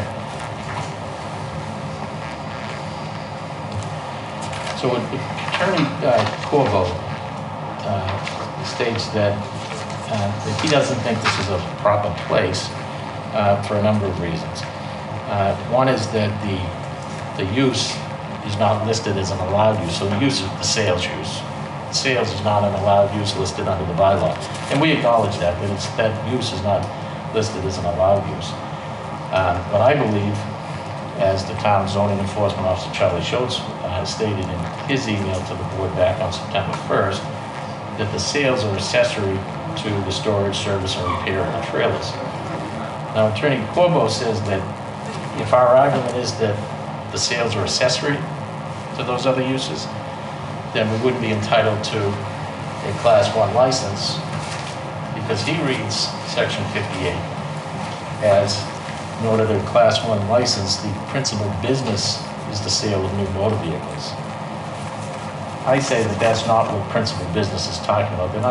This statute is not talking about the principal business occurring at the site. It's talking about the principal business of you sell new cars or used cars. And I use cars in the general term because trailers fall under the same definition. So if I say cars, I do mean the trailers in this case. But if you read Section 58B, it says whose principal business is the sale of new motor vehicles may be granted a Class 1 license. Right? So if you're going for a Class 2, it similarly says if the principal business is buying and selling second-hand motor vehicles, then you apply for a Class 2. So my point is that it can be accessory, and that statute doesn't prevent you from finding it as accessory because it's the type of sales that are principal. And in our case, we sell new and used. And, principal, there's no license there for just new cars or new auto trailers. And I don't think it would be common for anybody to just sell new. You'd end up taking in trades. So it's my opinion that relates to, again, the sales, not the use of the property. And in fact, this board has issued 9 Class 2 licenses, and I suggest that all or most of them are accessory to something, accessory to a gas station, accessory to a body shop, accessory to an auto repair shop, accessory to an oil changing location, and accessory to an auto detailing shop. Town council then says that accessory uses can never be allowed to a use that is pre-existing non-conforming. And to that I say that this board has issued 2 Class 2 licenses directly on point. Light Industrial District. One was the Ayer Auto Repair at 85 to 87 Central Street, and the other is Route 2A Auto on Fitchburg Road, both of which are in the Light Industrial District. Now, Route 2 Auto has been around since I came to town, so I don't know how long we've been there, but the one on Central Ave was just originally permitted in 2016, and I have documentation of that application, the vote from this board, and the minutes. Opposite side.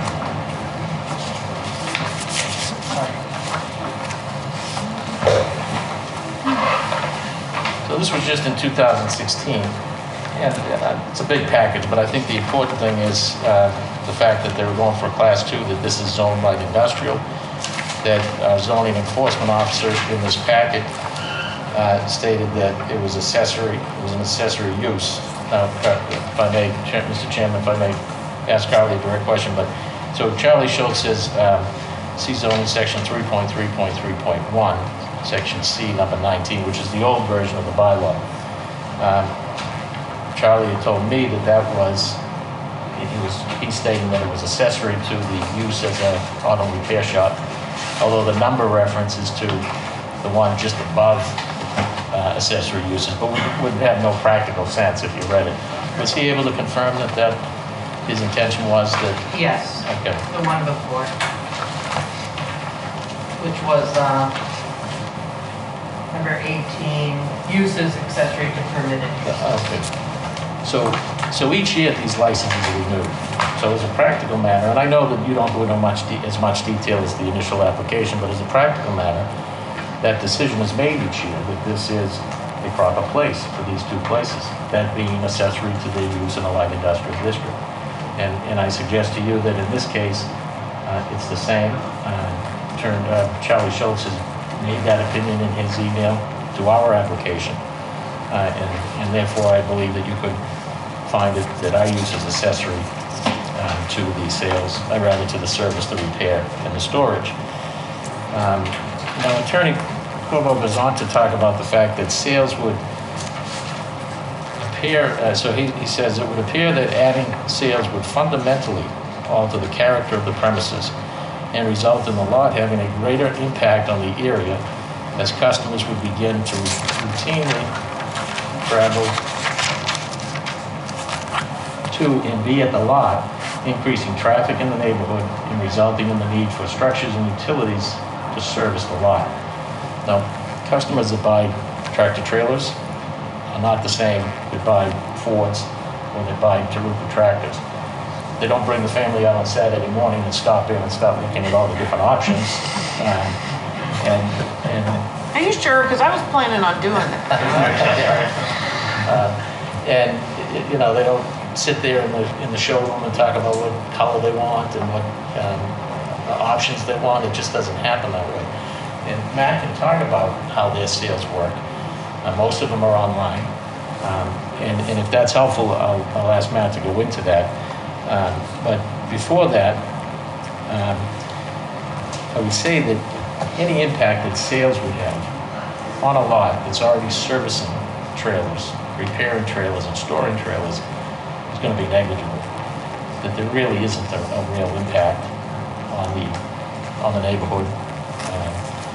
And we know that this area is split, right? There's residential across, we're aware of that, but it's very industrial, very truck-based businesses in this area.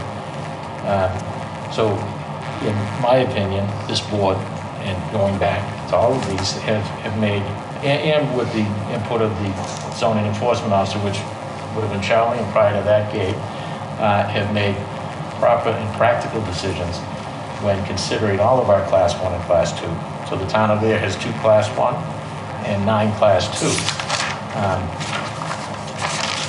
You know, I do think Attorney Corbo has been strong in his opinion, but it's the town council's job to advise and answer questions, not to make decisions. Section 5.3.3 of our bylaw, where it discusses accessory uses. Bear with me just a minute to find that.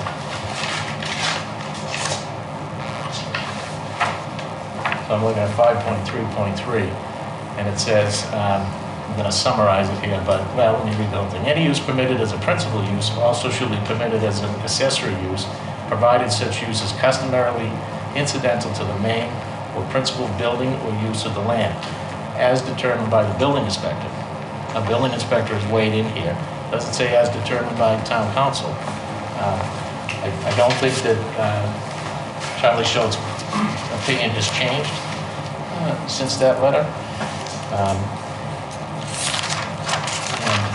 You know, if the board adopts Attorney Corbo's, either of his positions, so his first position again being that the principal business at the location has to be sales of new or used, if you read that, then come January, you're not going to be able to renew most or all of those licenses for Class 2. And in fact, I quickly read an article this afternoon about new car sales, and I just printed out one article. I'm not saying that it's the be-all and end-all of articles on this issue, but it talks about how do car dealerships make their money.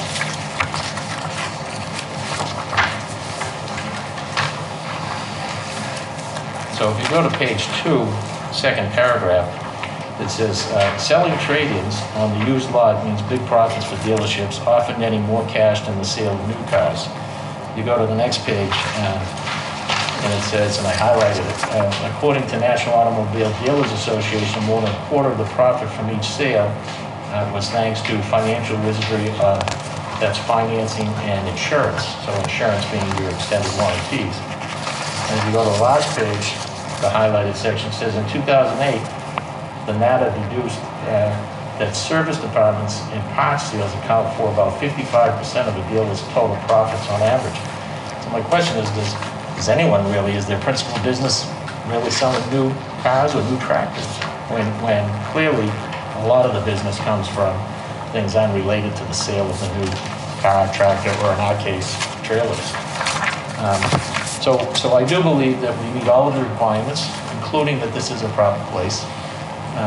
It's a proper place certainly if, from the layman's terms, when you look at what's going to happen down there and what's already happening in that area. And I believe it's a proper place as an accessory use, as does the town zoning officer. And if it would be helpful to hear about how the sales work, so you can get a better understanding of what exactly it means, who's going to be there and how they're made, I'll ask Mark to describe that. I think I'm fine. Yeah, I think Janice is going to be there Saturday morning, though. With the crowd. I want to see the best one. Yes. Any further questions?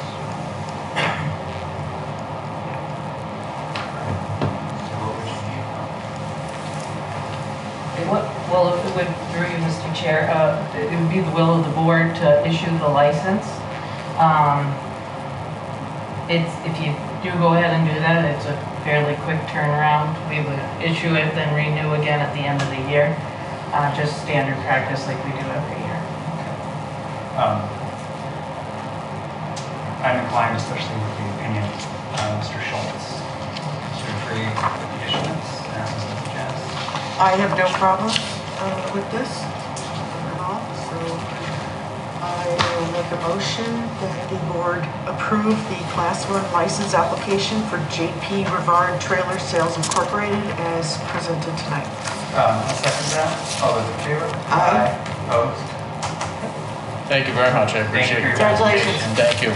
And thank you for coming back and putting up with the lengthy process, but. Well, that's what you're here to do. Have a great evening. We're going to You talk too. every day, right? Okay. Thank you very much. You're welcome. Have a good night. Have a good night. That brings us to the town manager's report. Mr. Pumphrey. Mr. Chairman, members of the board, good evening. In the interest of time,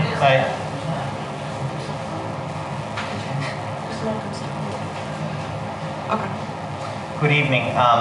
In the interest of time, you have in the packet all of the town warrants that were reviewed and approved since the board last met on September 7th. Unless there are any specific questions from the select board regarding the administrative update, in the interest of time, I'll move to the action items.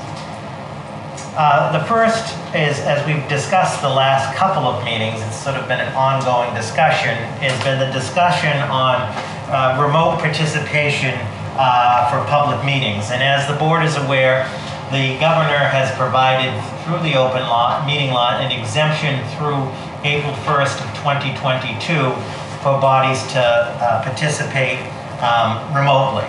And as of as of June, when the state of emergency ended, shortly thereafter the town moved towards back to in-person meetings, offering a hybrid option to the public, asking masks in an advisory sense, and we were moving in that direction.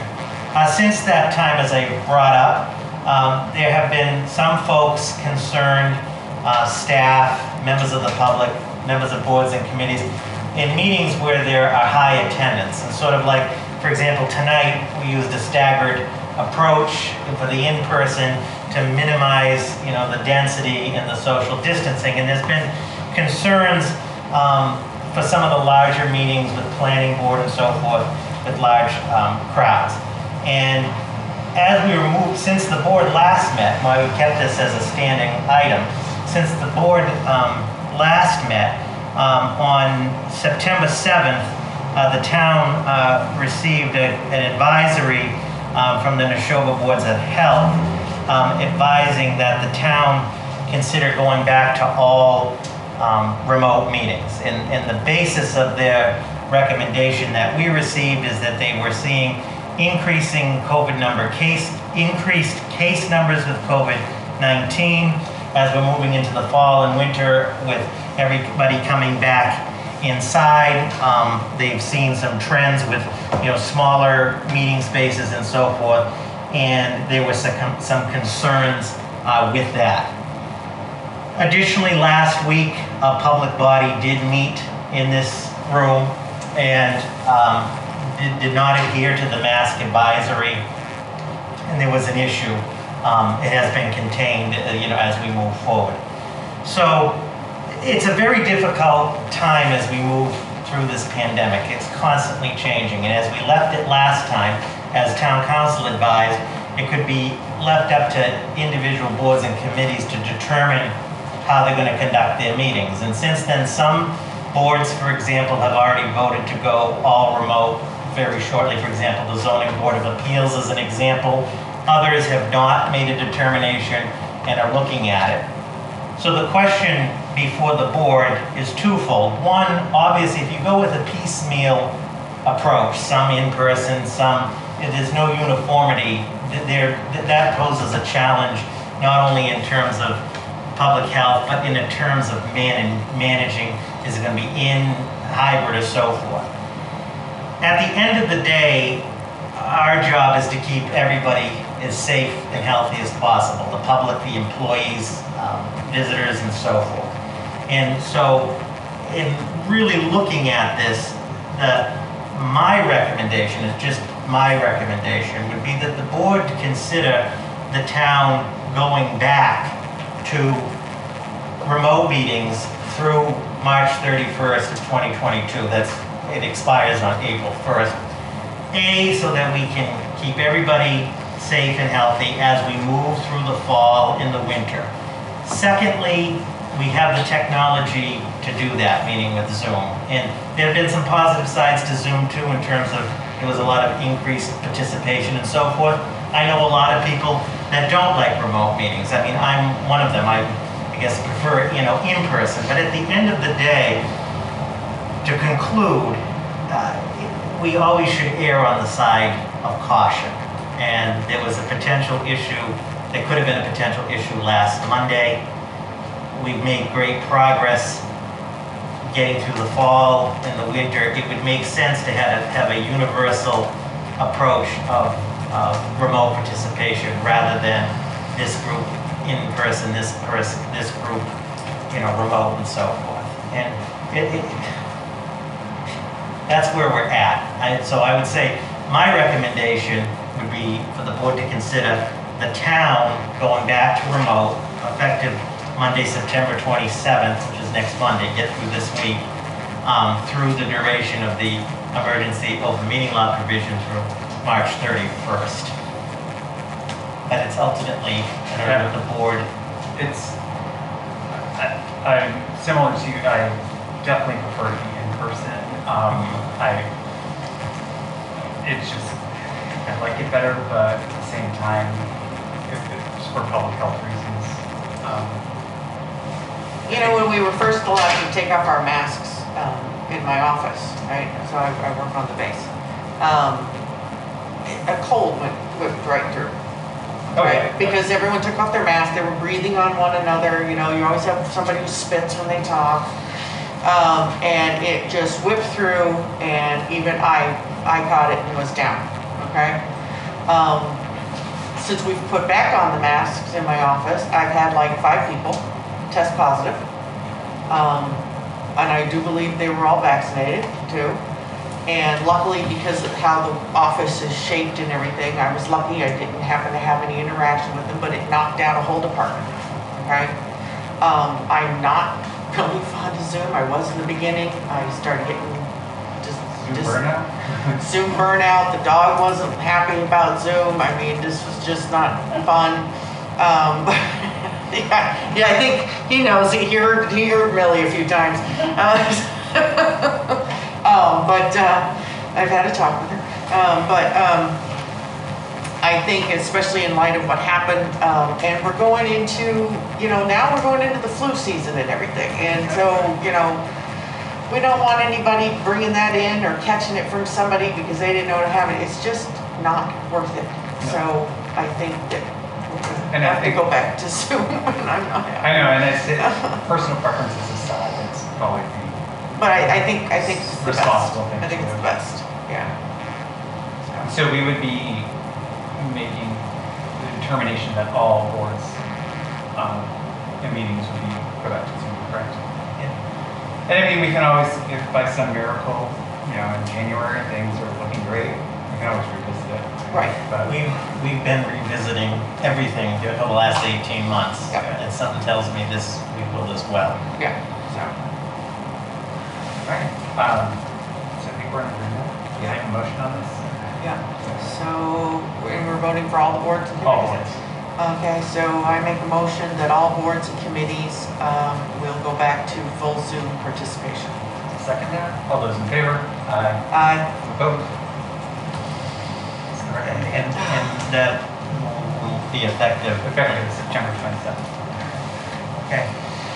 The next item in your packet is draft 3 of the budget schedule.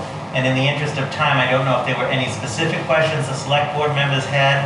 If there are no questions, what I would propose is at the October 5th meeting, when the full board is back, Selectman Hood, that the board we'll call it the final version, will be in that packet, vote to approve the budget schedule. But I didn't know if there were any questions on draft 3.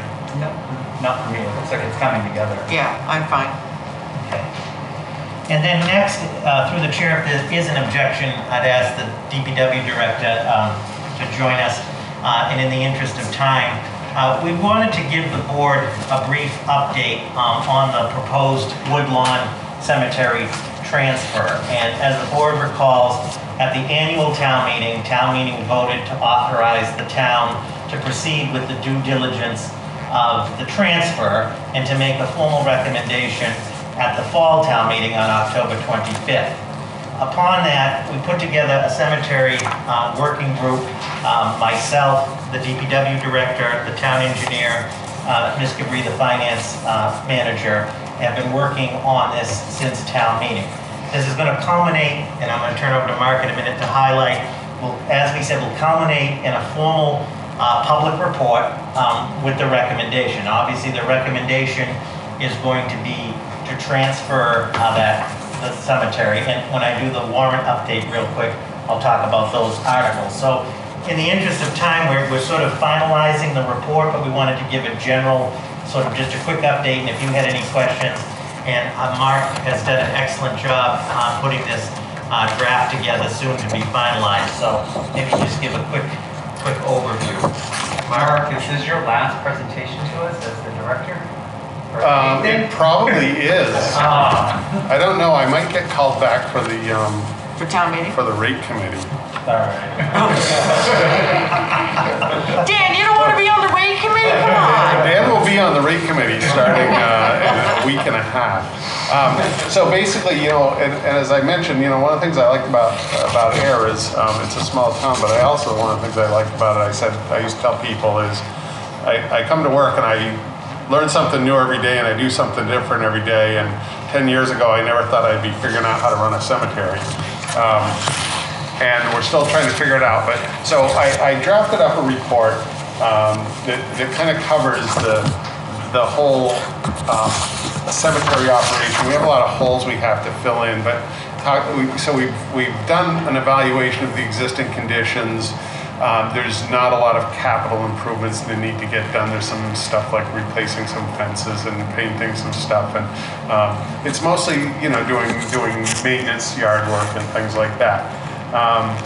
And then I put together some SOPs for operations from both the administration, which includes managing who owns what, and how do you sell graves, and how do you schedule a burial, and that, and we're still kind of working through a little bit of those details, but we have an outline of how it's generally done. And the financial management, and the finance director and town council are putting together some things, because there are Massachusetts general laws that are very specific on what you can and can't do in a cemetery. And then looked at the maintenance of what do we have to do to mow it, to clean it up, to dig a grave, to actually bury the either casket or there's a lot of cremations going on. So we kind of break through that, and then based on that, I came up with what I think a budget would be, and it's a little early to say what the budget will be, because it's like, you've never built a house before, and someone shows you a video on how to do it, and then you go and try to do it, and you're not really sure that, I didn't know the door cost twice as much as what I thought. But anyway, so I broke down tasks by hours and things like that. And so I came up with a budget, let's see if here, of about $41,000 a year to actually maintain it. And they don't do a lot of burials a year there, so there's not a lot of work from an administrative point of view, but it will take some time to get up to speed. They have mostly paper records. We're going to put that all on the computer and get a database set up and things like that. And this would be absorbed into the DPW, correct? Is that the thing? Well, I would guess it would be a division within the DPW. I don't know how the actual finances would be managed, if it would be like an enterprise fund. That's how I would guess is how they're set up, so that we'd have our own separate budget and revenue source coming out of that. It may be that we do have to supplement it from the general fund, at least initially, until we really get a handle on it. I don't know if you've been up there, but there's basically, let's see, I think there's 3 sections. And there's one section that hasn't been developed at all. That's way in the back, right? Way in the back, yeah. And so we need to kind of do the inventory and figure out what we have and where we have it. And then, I don't know if we want to have any specific requirements. Some towns have that you have to be a town resident to be buried there, or related to someone to be buried there. And so what we're proposing is we'd have a cemetery committee that would make those decisions. Roughly in that part that's not developed yet, how many more plots? I have no idea, because that wasn't, in the records we got, that wasn't subdivided. And we're also not sure, I think there's, let's see, what was the number? There's about 1,100 plots, but I'm not sure how many are full. So you don't put one grave per plot. You can have the family there. Oh. And they have a lot of more cremations being done now. So there are specific regulations on how many cremations can be buried in a plot and things like that. So that's kind of the learning experience that we're going through. But we'll have that all figured out pretty soon. I think we're getting some more records, and we're talking to some of the funeral directors and getting input from them, and town council is also providing us some information. The other thing that I drafted up some rules and regulations. It's important to, well, one of them was kind of interesting. It says, don't wash your car in the cemetery. And I remember one resident coming in and goes, why is my water bill so high? I wash my car in the cemetery. Oh, no. But there are some things like, how many, do you allow potted flowers? Do you allow people to plant plants there? And we're not reinventing the wheel, I steal a little bit from this town and that town, because there's a lot of towns that have been doing this for a long time. So I think we're in pretty good shape. Like I said, we've got some holes to fill in. But we'll get the report all done, and we'll be ready for doing the presentation at town meeting. Thank you. Thank you, Mark.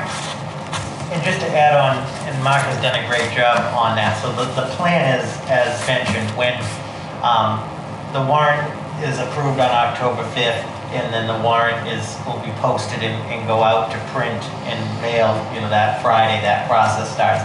The goal is, by that Friday, we'll have finalized the report, and the report will be available to the public, posted electronically. We'll also have copies, as well as do a presentation at town meeting. But all of the work that has been done, even before the town meeting voted, as the board knows, the transfer is the recommendation, because the Woodlawn Cemetery Company has done a fabulous job, but they want to retire, and it's incumbent upon us, to do the right thing. So I appreciate Mark's efforts on this, as well as Lisa's and Dan's, as we move forward. Are there any questions on that? I think so. Thank you so much. Great. So the last item, Oh, Colleen. Not Colleen's iPad, just Colleen. I was gonna say, going back to I've been waiting to Zoom. say that to you. Is there a possibility of having a copy of the report that Mr. Wetzel just presented to you? Is it still a draft? Yes, there's a lot of blanks that we're filling in, but when it's done, it'll be available. Will it be done before town meeting? Yes. Yeah. All right, just thank you. thank you for your question. Yeah, so just as I said earlier, this report, when finalized, will be available and provided to the public October 8th in advance, the same time as the warrant. Okay. Lastly, just an update on that, with the town meeting. As the moderator mentioned, and we had a very good meeting last week. Town meeting is scheduled for Monday, the 25th of October at 7 p.m. up at the high school auditorium. Masks will be required. We'll use the social distancing we've used. The overflow room is fully operational if needed. We'll have the full sanitization. We'll have the mics on the boom, touchless mics. So, and I appreciate the moderator reporting last week the favorable things that were said about our setup. As of right now, the warrant is scheduled to close by noon on October 1st. That's also the deadline for citizens petitions to the town clerk, noon on October 1st. As of right now, there are 8 articles in one citizens petition. Article 1 would be the transfer of the Woodlawn Cemetery based on the report. This article, if approved, would transfer the cemetery over to the town of Ayer, meaning all of the land, the real property, and the funding. And as Mr. Wetzel mentioned, and Ms. Gabri has worked on it, there are funds that will be coming from the Woodlawn Cemetery. They will be specifically transferred to the town, specifically for cemetery purposes. So the warrant article will clearly say that, because if we just transferred it, it would go into the general fund. And the recommendation is those funds were intended for cemetery purposes. There'll be a presentation, obviously, on that article. Article 2 will be a transfer article, as Mr. Wetzel mentioned, asking town meeting to transfer $41,000 from free cash for the purposes of operating and maintaining the Woodlawn Cemetery for the remainder of FY '22. Article 3 would seek to create the Cemetery Commission, and by state law, town meeting would have to authorize this article to create a 3-member appointed commission, and it would have to be put on the ballot at the annual election in May, saying, do you vote in favor of creating? So it's a ballot question. So it's a 2-part process. It would be in the fall town meeting authorizing the board to put the question on the ballot, and that would create the Cemetery Commission. The Cemetery Commission, 3-member board, 3-year terms, appointed by the select board.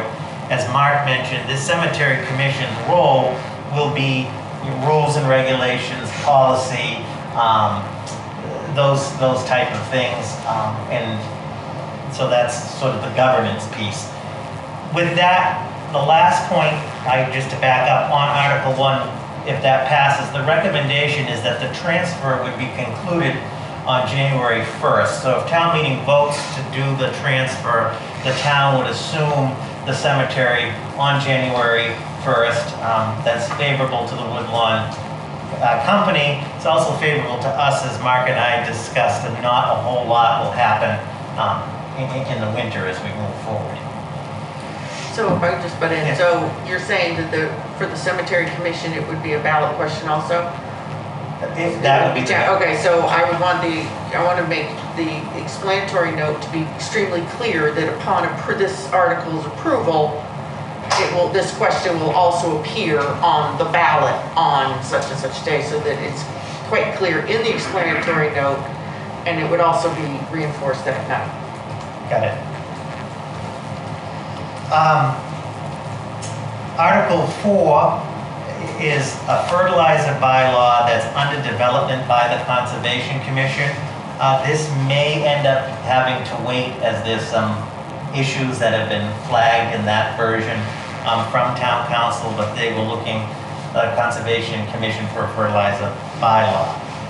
Article 5 is a cell tower lease authorization. The town's cell tower lease is about to expire, and we're required under Massachusetts procurement to put it out to bid. So this article is to seek authorization from the town meeting to put the cell tower out to bid. We anticipate it'll probably be the same company bidding because they have all the stuff on there, but because it's expiring and under procurement law, we have to go through the whole process, including town meeting authorization to do that lease. Ms. Provodakis, the chair of the CPC, at this point tells me there's up to 3 potential CPC articles. I'll get more clarification. One would be for funding to update their 5-year CPC plan. I think the funding is about $15,000 to update their plan. That would be Article 6. Article 7, an application was submitted, and keep in mind, as I know the board knows, this has to go through going through the CPC process. Article 7, an application was submitted for funding for the high school field complex under CPC, I think for $200,000. Article 8, a CPC funding for the Affordable Housing Trust, looking at about $100,000, I think, to the Affordable Housing Trust. I will get an update from Ms. Provodakis to see if all 3 of these, where they stand. And then lastly, a citizen's petition has been submitted to the town clerk that verified all of the signatures. This citizen's petition is for a proposed zoning change for 29 Harvard Road in Ayer. This was the property, was formerly the small gas station from across the street from what's now Alltown, looking to change the zoning from general residential to general business. The planning board is going to be holding a public hearing on October 12th at 6:15 p.m. is what's scheduled at this point. So that's sort of a snapshot. That's what we anticipate. Again, the deadline for articles is still October 1st. These articles are under development and review.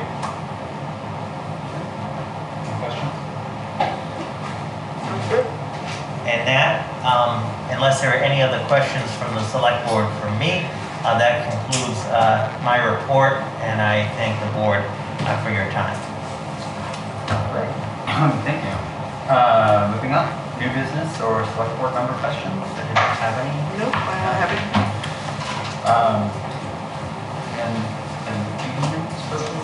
We don't have any meeting minutes for tonight. We'll have a triple set next week. That We'll have a concludes our triple meeting set. tonight. Why would we have a triple set? Because we have the dog ones. The Oh. dog hearing. Yeah. Welcome. Oh my God, that's Um, right. So I will entertain a motion to adjourn. All right, I make a motion that the board adjourn at 8:20 p.m. on September 20th.